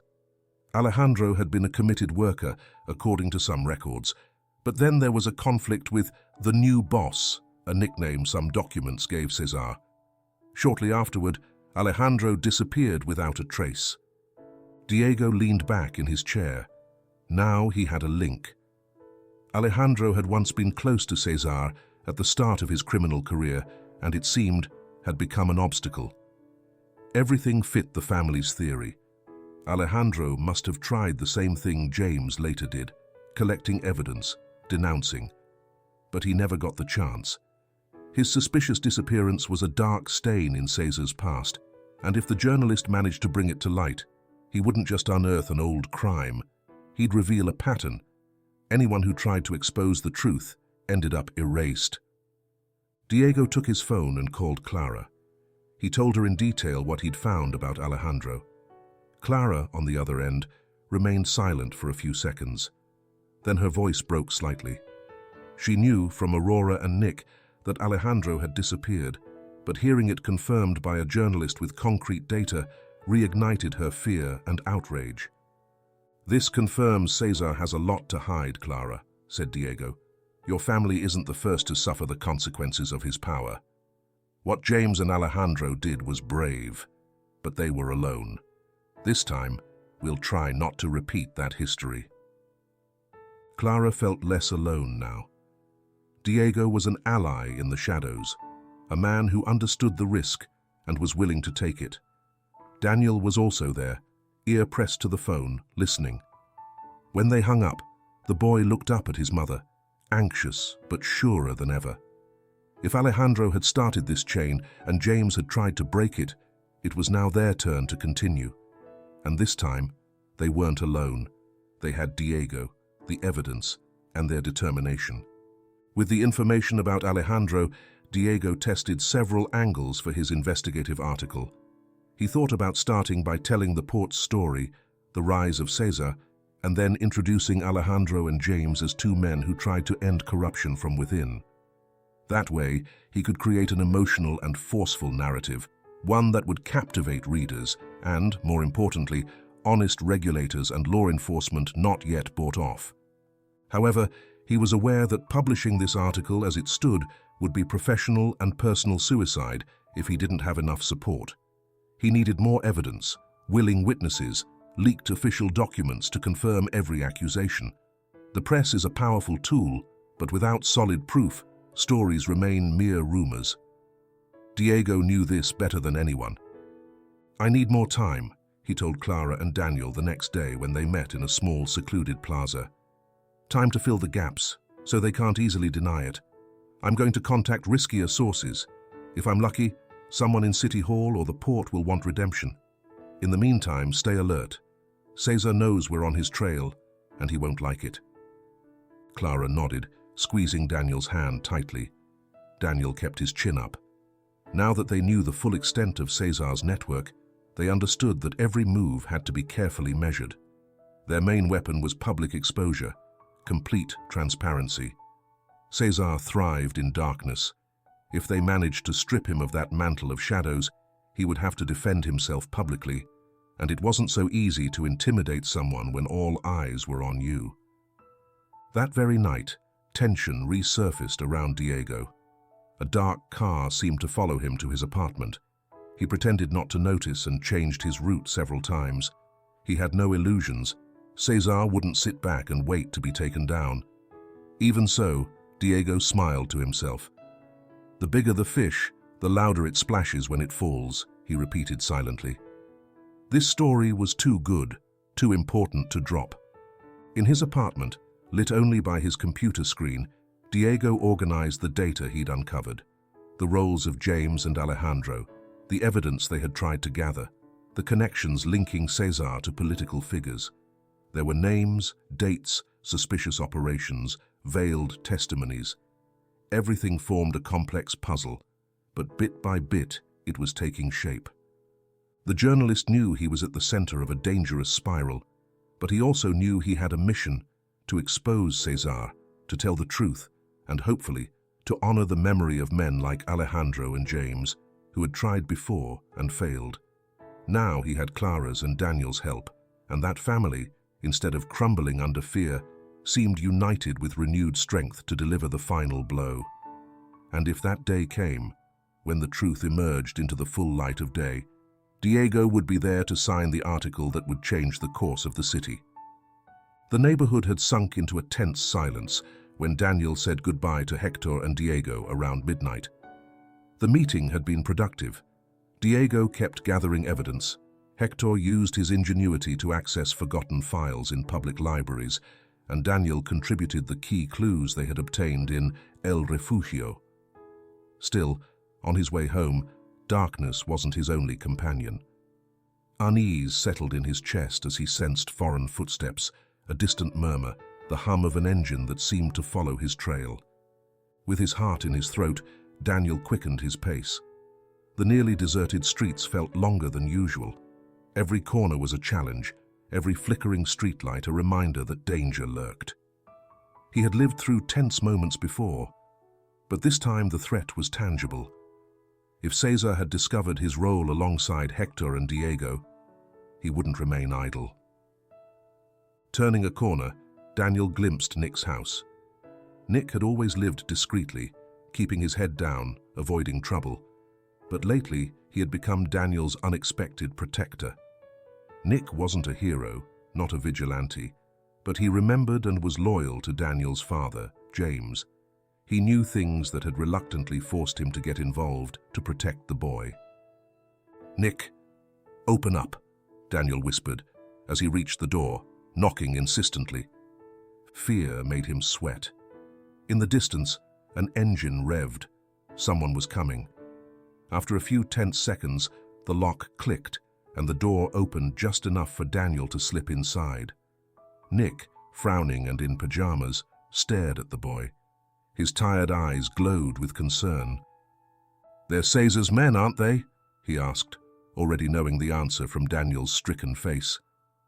Daniel nodded, unable to speak. They heard tires squeal out on the street, rubber scraping asphalt. Nick locked the door, slid the bolt, and leaned one shoulder against it, as if he could hold the outside world at bay with his own body. The silence inside contrasted with the muffled commotion beginning outside. "Here," Nick said, handing Daniel an old phone. "Call your mother, tell her everything. Tell her to come with the police, and don't leave here, understand?" Daniel hesitated between obedience and panic. Through the window, he could see two men getting out of a black car. They wore dark clothes. One seemed to carry a handgun, the other something metallic, maybe a bat. Panic knotted his stomach. They weren't here just to scare him. Nick stepped back and headed to the hallway closet. He pulled out an old shotgun barely held together by tape and rust. Daniel watched in disbelief. What chance did Nick have against professional thugs? But the man, silent, checked if there was ammo in the chamber and tightened his jaw. There was no arrogant bravado in his gesture, only silent determination. He knew he might not come out of this well, but Daniel was in his home, and that changed everything. The pounding on the door started like a maddening hammering, first soft, then harder. Daniel, trembling, dialed Clara's number on the phone. As he waited for her to answer, he heard threats on the other side of the door. "Where's the kid? Open up or you'll regret it," a rough voice shouted. Clara finally answered. On hearing her son's trembling voice, she understood the gravity of the situation. Without wasting time, she promised to call the police and head over immediately. Daniel hung up and crouched behind an old piece of furniture, obeying Nick's order. Through a gap, he saw that after several attempts, the men decided to force their way in.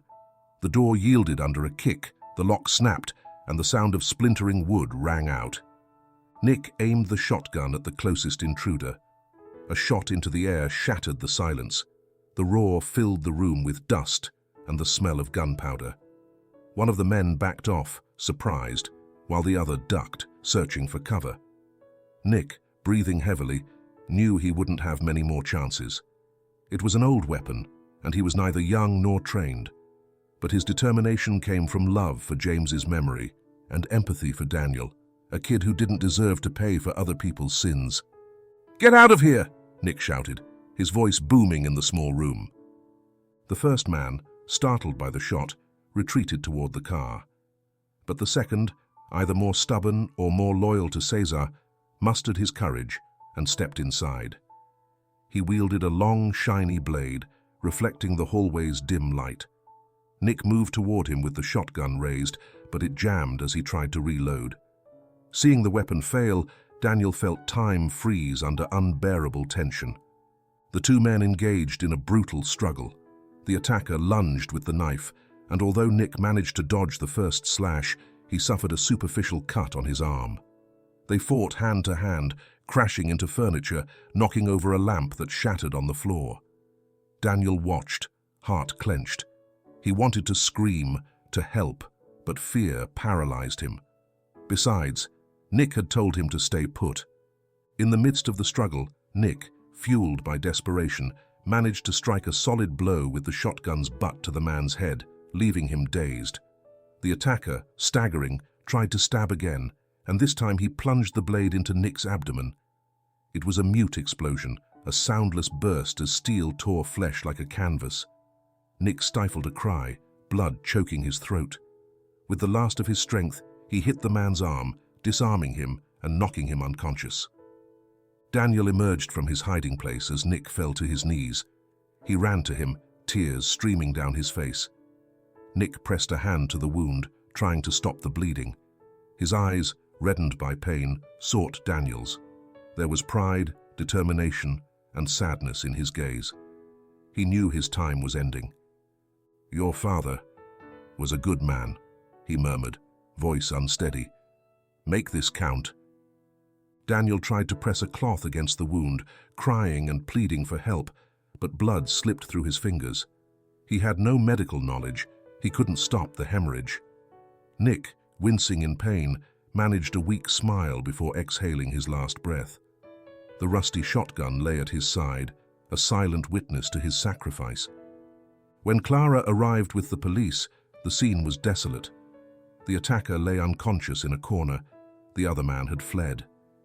Daniel was in shock, sitting beside Nick's body, his hands stained with blood, eyes lost in emptiness. His mother ran to embrace him, crying, while the officers tried to restore order, calling for an ambulance and examining the crime scene. Nick's death would not only strike Daniel, but also Aurora. The old neighbor had been her confidant, the only friend who had shared those years of silence and guilt.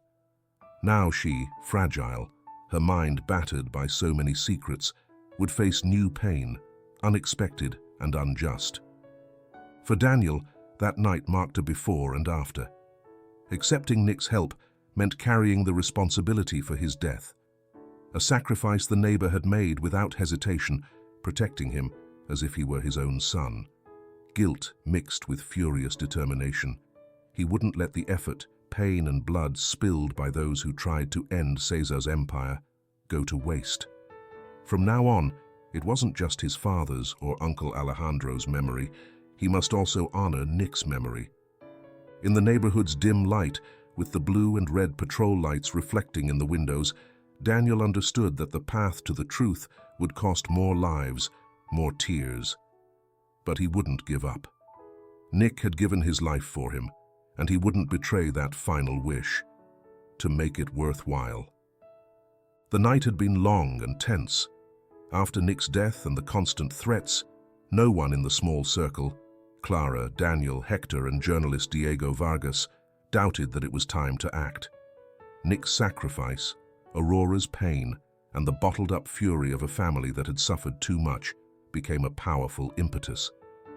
With the evidence in hand, photos, documents, notes from Aurora's diary, James's annotations, and the testimonies Diego had gathered, Diego convinced a local prosecutor, committed to justice, that it was time to corner Cesar Moran.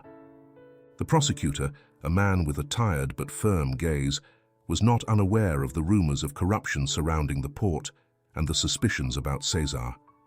Yet without solid proof, he had never been able to act. Now, with the provided material, he had a golden opportunity. Not only the photographs taken in El Refugio and James's handwritten notes pointed to a vast smuggling network, but also Daniel's testimony, Nick's valuable information, gathered in his last effort to protect Daniel, and Diego's thorough investigative work left little room for doubt. It was time to topple the clandestine empire Cesar had built with patience and blood. The court order came quietly, without media fanfare. The police didn't want to tip off Cesar or his men. It was to be a surgical operation. They would strike before dawn, when the port was at its quietest, and most vulnerable. From the apartment window, Daniel and Hector watched the sleeping city and imagined the agents donning bulletproof vests, loading their weapons, and stacking up the search warrants. Clara, sitting at the table, clasped her hands nervously, remembering Nick's last words.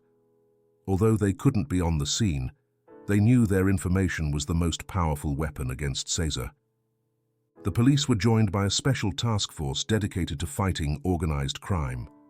Backed by the prosecutor, they prepared to raid the warehouses that, according to the documents, were the key to the smuggling operation. Those old port warehouses, once abandoned and now turned into Cesar's legitimate properties, had served as the center of clandestine activities for years. If the raid succeeded, not only would they seize undeniable evidence, they would strike at the very heart of Moran's empire. The operation began while the sky was still a deep, dark blue, with no trace of the sun. Unmarked patrol cars moved quietly along the streets near the port. Uniformed men and women spread out, taking strategic positions behind containers, parked trucks, and concrete walls. The signal was given softly over radios. In a matter of seconds, the police burst into the warehouses, forcing doors, shining flashlights into dusty corners, ordering everyone inside to get on the ground. It was a lightning assault. The first few minutes were controlled chaos. Some of Cesar's guards, caught half asleep, tried to resist. However, the well-prepared and motivated police force neutralized any attempts at violence within seconds. While one team rummaged through crates and barrels, another discovered hidden compartments beneath the floor. They found packages of goods with fake labels, documents with altered names, inflated invoices, and, to their surprise, large amounts of cash concealed behind wooden panels. Every discovery confirmed the magnitude of the crime: smuggling valuable goods, money laundering, an entire underground economy fueled by Cesar's power. Meanwhile, Cesar, alert to any sign of danger, was informed by one of his informants that the police had arrived. Some say he wasn't surprised. Perhaps he had always known this day might come. Like a cornered animal, he resorted to his boldest gambit: an underground tunnel built years ago, a passage connecting one of the warehouses to the far end of the port, near the water, where a small boat awaited him. It was his emergency exit, his escape route prepared for a desperate situation. With the sound of boots and shouting in the distance, Cesar ventured into the tunnel carrying a briefcase and a flashlight. His most loyal men, or at least those who remained, followed him with tense faces. The tunnel smelled of damp and salt. The sea was not far away, and if Cesar managed to reach the small boat, he could vanish into the ocean's darkness like a phantom laden with gold and secrets. However, the police, forewarned by Diego's words and the information Daniel and Hector had uncovered, did not overlook the possibility of escape tunnels. A special team had rushed to the other exit, blocking it off with vehicles and armed officers. When Cesar emerged on the other side, expecting freedom, he found himself surrounded by flashlights and guns aimed at his incredulous face. He tried to retreat, but his men were swiftly subdued with chilling efficiency. At that crucial moment, Cesar lost his composure. For years he had lived without fear, believing that his fortune, his city hall contacts, his bribes and threats had made him untouchable. Now, with adrenaline pumping through his veins, he attempted his last resort: the corruption of the system, his favorite weapon. "Listen, you don't have to do this," he said, his voice thick with hypocrisy, trying to sound calm. "I can offer you a deal, something beneficial for everyone. Money, properties, whatever you want." The agents glanced at each other with disdain. One of them, an officer with a clenched jaw, stepped forward and firmly cuffed him. "Cesar Moran, you're under arrest. You have the right to remain silent," the policeman declared, ignoring the bribe attempts. He had been instructed by the prosecutor: give no ground, don't fall for the same old tricks. Now they had the upper hand. Cesar, handcuffed and cornered against the tunnel's damp wall, squirmed like a trapped animal, his voice losing the charismatic, noble quality he flaunted at charity galas. He shouted insults, spat threats, promised reprisals. But each of his cries bounced off the concrete walls without finding an echo. This time, his power had no effect. No one backed down before his intimidation. "You have no idea who you're dealing with," he howled. "This won't end like this." But the tone of his voice was different now. It carried desperation. For the first time in years, Cesar seemed vulnerable, reduced to a common criminal caught by the law, a fragile human under the police floodlights. Meanwhile, in Clara's apartment, the local TV flickered on with the first morning news. Without giving specific names, reporters announced an unprecedented police operation at the port, the arrest of several figures involved in smuggling and corruption. It wouldn't be long before they revealed the identity of the big fish caught, and Clara knew it. Beside her, Daniel and Hector watched the grainy images filmed from afar. Daniel's soul trembled with contained emotion. The man who had taken his father from him, who had forced his uncle Alejandro to vanish, who had endangered his family, was now facing justice. A few kilometers away, Aurora, in the hospital, woke up to the news brought by an excited nurse. Through confusion and memories, the old woman realized something had changed. Cesar had fallen. And although the pain for Nick was unbearable, at least his sacrifice, and that of so many others, would not be in vain. The net that had suffocated the neighborhood, her family, and the city was starting to break. Diego, for his part, smiled in his office without hiding his satisfaction. He had achieved what many journalists dreamed of, exposing a titan of corruption, pushing him into the abyss of justice. His sources were safe, the police had acted decisively, and now the judicial process would have to follow its course. He knew the journey wouldn't end with Cesar's arrest. The legal battle, political pressure, and veiled threats might continue. But the first decisive step had been taken. In that uncertain dawn, with patrol sirens reflected on the port's dark waters, and with Cesar Moran handcuffed in the back seat of a police car, Daniel, Clara, Hector, Aurora, and Diego understood that it had been worth risking everything. The Empire of Fear had lost its emperor, and though much remained to be done, the gap opened was a beacon of hope. The smell of disinfectant floated in the hospital air as Clara and Daniel entered Aurora's room.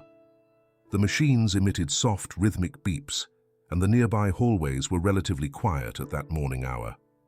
The faint light from the window revealed Aurora's grey, disheveled hair, her thin, wrinkled skin, and her tired yet resolute gaze. Cesar was already in custody. The news had reached Aurora's ears through nurses' chatter, the corridor radio, and Clara's occasional visits. For the first time in a long while, there was no veil of terror behind every word. Yet victory had a bitter taste. Innocent people had died, lives were sacrificed, and James and Alejandro would not return, nor would Nick.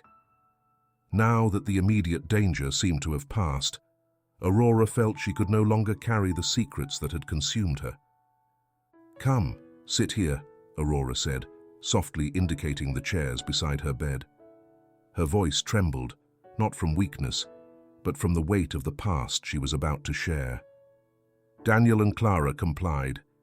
He sat closer, his gaze anxious, while Clara kept her hands clasped, holding back emotions that threatened to overflow.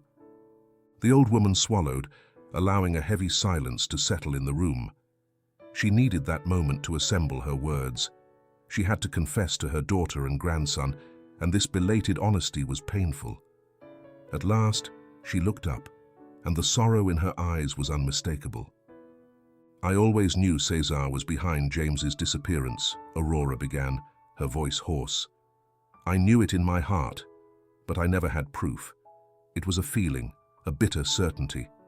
When James vanished, I knew Cesar's power. He wasn't just a rumor, not just any smuggler. He had the ability to erase people, silence them, bury them without a trace." Clara pressed her lips together, recalling the times she'd demanded answers from her mother without getting any. Now she understood that what Aurora concealed was bigger than pride or anger. It was the terror of losing her daughter and grandson as well. "Mum, why didn't you say something before?" Clara asked, voice shaking, without anger, only immense sadness. The wrinkles on Aurora's face deepened as she slowly shook her head. I was afraid, a constant, intense fear. I feared that if I opened my mouth, Cesar would find out. And what would have become of you then? We had already lost Alejandro when he confronted Cesar openly. You were young, Clara, with a child to raise. I couldn't risk that man doing the same to you. So I kept quiet. I kept quiet out of terror. Call it cowardice if you want. But I did it thinking at least you'd stay alive. Daniel's eyes blurred with tears. He understood his grandmother's reasoning, though it didn't fully ease the pain. He remembered the tension of so many years at home, the distance with Clara, the unanswered questions. Now he knew Aurora's silence had been a fragile shield against Cesar's claws. Tell us about Alejandro and James, Daniel requested softly. I need to understand everything. Aurora nodded, breathing deeply, as if drawing strength from the air to unearth painful memories. Alejandro was very different from James. He was impulsive, brave, unable to tolerate injustice. When Cesar began to build his empire at the port, Alejandro worked for him without knowing what he was getting into. But upon discovering the magnitude of the crimes, he tried to expose him. He wanted to hand over evidence to the police. Cesar didn't allow it.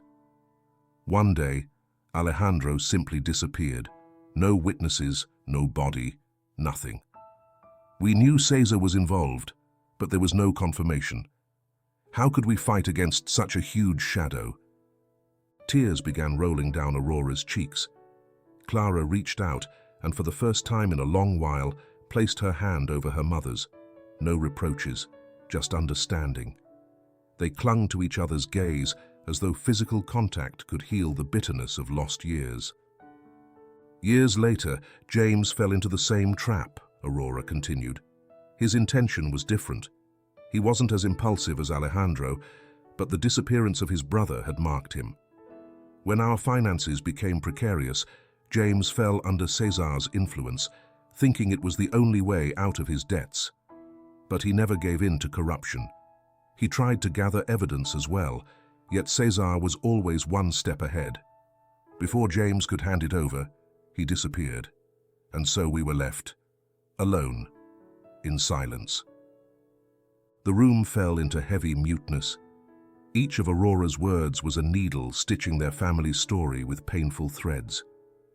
Daniel remembered searching in El Refugio, his father's letters, the hidden documents, and the courage he had finally mustered to end Cesar's reign. James, from his silent past, had pushed Daniel to do what he himself could not. All I have left now is knowing that you, Daniel, have done what he couldn't, said Aurora, looking into his eyes with a mix of pride and pain. You've uncovered the truth. You've faced the fear. Even though Cesar is arrested, we will never get James or Alejandro back, but at least their struggle wasn't in vain. Their effort meant that today you are here, free from that shadow. Daniel felt a knot in his throat. At last, he understood his family's legacy. He realized that his father had tried to protect them, just as his uncle had before him. Both had fallen, but each had left a trail, a piece of the puzzle that Daniel, Hector, and Diego had managed to complete. Now, with Cesar behind bars, the city could see the face of the man who had orchestrated so many crimes. Clara moved closer to the bed, tears blurring her vision. She had resented her mother's silence for years, had felt that Aurora abandoned her emotionally when she needed her most. But now she understood that Aurora, too, had been a victim of fear, a woman cornered by insecurity who swallowed her words to keep her family from facing greater danger. I forgive you, Mom, said Clara, her voice torn. I understand you kept quiet to protect us. It wasn't fair, nor easy. But now I know. I don't want to keep living with grudges. We've lost too much already. Aurora closed her eyes, letting go a sob she had held back for years. Her daughter forgave her, her grandson understood her, and Cesar was behind bars. It wasn't a complete victory. She would never stop mourning James and Alejandro. but at least she could face the future without the suffocating weight of secrets. Now she could acknowledge her mistakes, her fear, without the ghost of Cesar looming over her every moment. Daniel took his mother's and his grandmother's hands, joining all three in a gesture that sealed the family's reconciliation. He didn't need to say anything. The contact was enough. Through that physical bridge, they shared grief, guilt, understanding, and above all, the determination to move forward. "We've survived," Daniel said softly. "We're together, and the truth has come out. Dad and Alejandro are gone, Nick too, but their memories and their actions gave us the strength to get this far. Now, we can begin to heal." Aurora nodded, her eyes filled with tears but showing a hint of peace. Clara bowed her head, breathing deeply, aware that this moment marked a turning point in their lives. Outside the hospital room, the world kept turning. Nurses tended to other patients, doctors reviewed charts. The city awoke to a new day without Cesar at the head of a criminal network. Darkness would persist in other corners, but at least in this room, a family had found the clarity they so desperately needed. Aurora's confession was late, yes, but in the end, she had dared to face her fears, to stop bearing her guilt and pain alone. And amid so many losses, that act of honesty was a seed that, with time, could blossom into renewed hope. The courtroom was packed on the day Cesar Moran's trial began. Although the press had been warned to remain discreet, a few bold journalists and curious citizens had gathered there, eager to witness the outcome of a story that had stayed in the shadows for decades. Among them was Diego, whose investigations were key to bringing Cesar to justice. Also present, in a more secluded corner, were Clara, Daniel, and Hector, accompanied by Aurora, still somewhat weak, but determined to see the man who had ruined her family face his crimes. The days before the trial had been intense. Prosecutors prepared a solid case thanks to the evidence obtained by Daniel, Hector, and Diego. Photographs, financial documents, undeclared bank accounts, intercepted messages, and testimonies from former employees and indirect victims painted a clear map of the corruption empire Cesar had built and maintained with an iron hand. Among the most compelling pieces of evidence were James's notes and letters, detailing cargo movements and key names in the illegal network. There were also the leads begun by Alejandro years earlier, fragments of a tragic past that now took on renewed meaning and weight. Cesar appeared escorted by 2 guards. He no longer displayed the haughty bearing or the confident smile he'd shown at charity events. His expensive suit couldn't hide the tension in his clenched jaw or the constant blinking of his eyes, like a cornered animal searching for a non-existent escape route. During the trial, the prosecutor listed each charge: smuggling, money laundering, extortion, threats, and the gravest accusations related to homicides and forced disappearances. Alejandro's name surfaced more than once, as did James's, and each mention lashed at Cesar's conscience, if he had ever had one. Daniel noticed how the criminal's face darkened at the story of his father and uncle, 2 men who had tried to rebel against his yoke. Clara was called to the stand. Her voice trembled at first, but then, driven by the need for justice and by the memory of James, she managed to speak firmly about how her family had been caught in Cesar's web.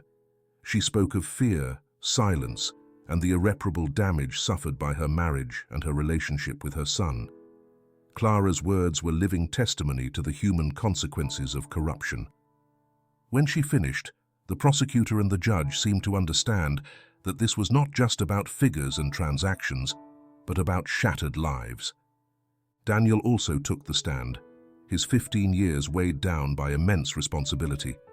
He described how he had found the evidence, how he discovered his father's past and Cesar's true face. Though his voice was young, his words were tinted with maturity and resolve. He recalled Nick's sacrifice, Aurora's pain, and James's desperation. It was an overwhelming moment. No one in the courtroom could ignore the impact a man like Cesar had on the intimate fabric of a family. The trial lasted several weeks. Cesar's defense, though expensive and aggressive, failed to dismantle the mountain of evidence. Every attempt to discredit testimonies was futile in the face of the prosecution's coherent case. The press, initially doubtful that a man so powerful could be brought down, began publishing editorials on the importance of this case, on the courage of those who dared to expose the truth. Diego, meanwhile, documented each advance rigorously, keeping a critical eye. Finally, the day of sentencing arrived. The judge, dressed in a dark robe and wearing a solemn expression, read aloud the charges for which Cesar was found guilty. He named each crime, each victim, each act of corruption. Then he announced the penalty: years behind bars, the dissolution of all his illicit assets and properties, financial compensation for those who could prove damages, and the opening of new investigations against his accomplices. The courtroom buzzed with murmurs. Cesar shouted that it was all a farce, that they were defaming him, but the guards dragged him out, handcuffed, as he struggled to retain some shred of lost dignity. For Clara and Daniel, that moment marked the end of a painful cycle.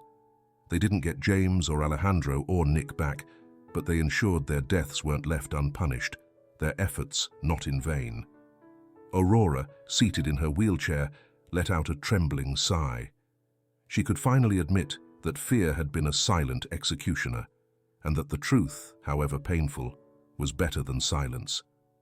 Weeks passed, and the city carried on. Without Cesar, the port found an opportunity to renew and cleanse itself, supported by a new administration more watchful and committed to transparency. The corruption stories that once seemed immutable were now lessons on the importance of justice and honesty. In Clara's small apartment, family dynamics were changing. Aurora, though old and tired, got more involved in everyday conversations, showing a tenderness and openness she'd once held back. Clara began to let go of her bitterness. She surprised herself laughing with Daniel, taking an interest in his school life, supporting his interests, joining him in simple projects like redecorating a corner of the living room or cooking a dish they hadn't tasted in ages. The relationship between mother and daughter had been rebuilt on stronger foundations than shared resentment. Now they understood that silence and fear were not insurmountable barriers, but walls built by desperation. Demolishing them had taken time and courage, but it had been worth it. Aurora confessed her fears and guilt. Clara responded with understanding, and thus, drop by drop, they cleansed the wounds of the past. For Daniel, the future no longer seemed so grim. He carried nostalgia for his father and sorrow for Nick, but also the pride of having achieved what James had dreamed of, exposing the truth and stopping Cesar. Hector remained his loyal friend, companion of late-night investigations and clandestine adventures, but now with their minds set on a brighter future. Daniel understood that his life should not be defined solely by tragedy, but by the strength forged in facing danger and injustice. Clara, keeping her promise, showed greater presence in her son's life. She no longer avoided questions or difficult subjects. On the contrary, she encouraged conversation, teaching him that open dialogue was the best antidote to ignorance and resentment. Daniel, feeling his mother's warmth beside him, discovered that years of emotional distance could be overcome with will and tenderness. As the days went by, they often strolled through the neighborhood, no longer fearing the pursuit of black cars or Cesar's shadow. The air seemed purer, as if the city itself had breathed a sigh of relief. Aurora joined them on those outings with a faint smile, pleased to see her family united. In every gesture, in every shared moment, one could sense a longing for reconstruction and growth. Justice had caught up with Cesar, and with it came a form of redemption for everyone. Not a redemption that erased losses or scars, but one that allowed them to move forward without the suffocating weight of the past. It was the start of a different stage, more honest, where truths were spoken, wounds treated with care, and love expressed without fear. On an ordinary afternoon, Daniel sat with Aurora and Clara on the apartment balcony. Hector had come to visit, and they chatted about plans and dreams. The sunlight, soft and golden, lit their faces. Daniel thought of his father, of Alejandro, of Nick. He dedicated that peaceful moment to them, knowing that in some way, those who were gone were present in the strength that now united his family. Thus, while the city kept turning, life resumed its course, guided by the unbreakable beacon of justice and the tenderness that springs forth after pain. The late afternoon sky was an intense blue canvas, sprinkled with white clouds floating leisurely. In the backyard of Aurora's old house, the sun filtered between the leaves of existing trees, illuminating a small patch of freshly turned earth. There, Daniel knelt beside a young sapling, a thin and fragile trunk that he held gently. The breeze caressed his cheeks, and the scent of damp soil mixed with the faint fragrance of wildflowers growing nearby. At his side, Clara watched the scene with her arms crossed over her chest. Her eyes, which had once known the weariness and rigidity of silence, now shone with renewed warmth. Aurora, seated in a wooden chair, looked at her grandson with silent pride. Her white hair, tangled by the gentle wind, framed a face aged by sorrow, but also lit by hope. Hector, hands in his pockets and a slight smile on his lips, completed the small group. Despite all they had lived through, losses, secrets, hours of anxiety, they felt united by the certainty that one cycle had ended and another was beginning. With care, Daniel placed the sapling into the hole he had dug in the soil. He had chosen a hardy specimen, one that promised to put down deep roots and grow strong over time. As he settled the plant, he thought of his father, James, and of Nick, the neighbor who gave his life to protect him. He also thought of Alejandro, his uncle, whose story he had discovered like a distant echo from the past. This little tree was a tribute to all of them, to those who had risen up against Caesar and paid a high price. "This tree is for them," Daniel said softly, looking at Clara, "but it's also for us. It's a new beginning." Clara felt a lump in her throat. Before, she would have responded to emotions with silence or evasions, but now that wall had broken. She allowed herself to smile, tears welling up, and placed a hand on her son's shoulder. She understood. She understood the value of what they were doing, not only remembering the absent, but also rooting themselves in the fertile earth of the present, sowing a different future. Aurora, hands clasped, let out a sigh. She had borne guilt and fear, had kept painful silences to try to protect her family. Now she saw how the seed of truth bore fruit. The tree was a symbol of what they must not forget, but also of what they could build from the ashes. In her old age, Aurora found a second chance to share the stories, to teach the lessons learned, and to prevent the family from ever becoming entangled again in concealment or mistrust. Hector, ever loyal, approached Daniel and nudged him lightly. They looked at each other with complicity. Since they were children, they had shared curiosity and restlessness. Now, with wounds still fresh, they knew that the friendship uniting them was stronger than ever. Hector was determined to stay by his friend's side, supporting him in whatever came next. After so much darkness, the dawn could be bright if they so decided. Clara broke the silence. "I've been thinking of changing jobs," she said, looking at the small tree. "I want more time for us, to be closer to you, Daniel. Those endless hours and the distance that grew between us weren't fair. I want to be more involved, to know you better, to be part of your life." Daniel nodded, grateful. Now he understood that his mother had also carried fears and guilt, and that she too needed healing. He would not demand perfection, only honesty, closeness. The new beginning included the possibility of truly knowing each other, with no ghosts between them. Aurora raised her gaze and fixed her tired eyes on the tiny canopy of the newly planted sapling. Her voice sounded rough with age, but clear. "I also want to do my part. I'll tell you more about your father, about Alejandro, about the past. Not to anchor us in pain, but so that you understand what happened, so we never make the same mistakes again. The silence hurt us, and I don't want to repeat it." Hector agreed. They had managed to bring down Caesar, had shed light on the shadows shrouding the family's history. But learning was ongoing. Aurora's willingness to share her memories would be a beacon against ignorance and secrecy. They knew that knowledge of the truth was the best safeguard against the resurgence of injustice. As the afternoon wore on, Daniel finished patting down the soil around the little tree. Its slender trunk swayed in the wind, and he held it for a moment until it stood firm. Then he got up, looking at it with tenderness and resolve. It was a tree that would grow alongside them, drinking from soil enriched by tears and the blood shed by those who fought before. It was a symbol of resilience, memory, and renewal. "This is our beginning," repeated Daniel, this time looking at all of them, his mother, his grandmother, Hector. They nodded. In the days that followed, the pieces of their future fell more clearly into place. Clara explored new job options, seeking something that would allow her to be more present at home.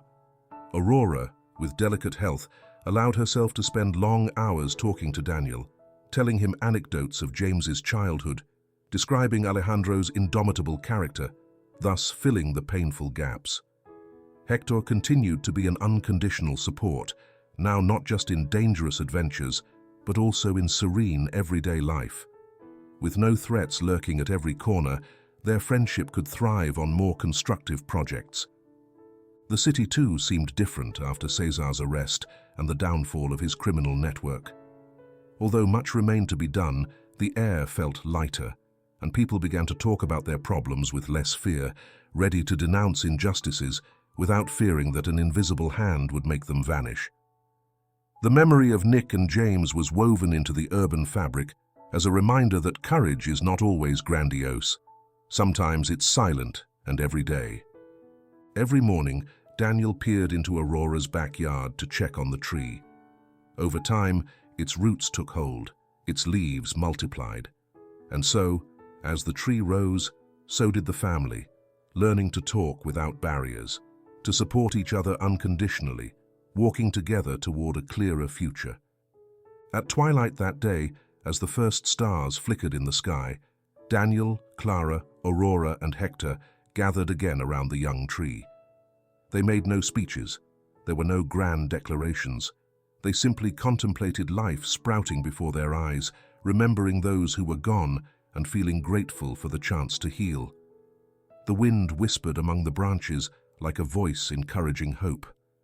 And in that whisper, they understood that, amid the losses, they had gained something invaluable, the strength to build a new story, more honest, more luminous. That was the true legacy of James, Alejandro, and Nick. A tree with firm roots, planted in the fertile ground of courage and truth, nourished by the love of a family determined not to repeat the same mistakes, to tell their stories, to share both pain and joy.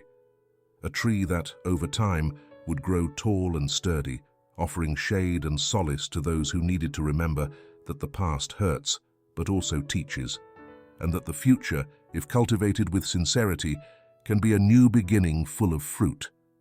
And so we close this story, friends. We have witnessed the courage of facing the truth, the bravery of healing the wounds of the past, and the strength born from family unity.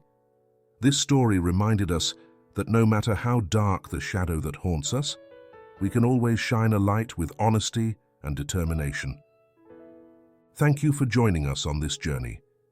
If this story left you with a lesson, carry it with you, share it, and don't let silence or fear dictate your path.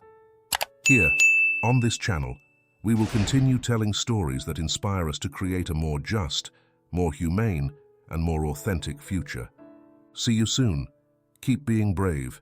Keep being yourselves. Until next time.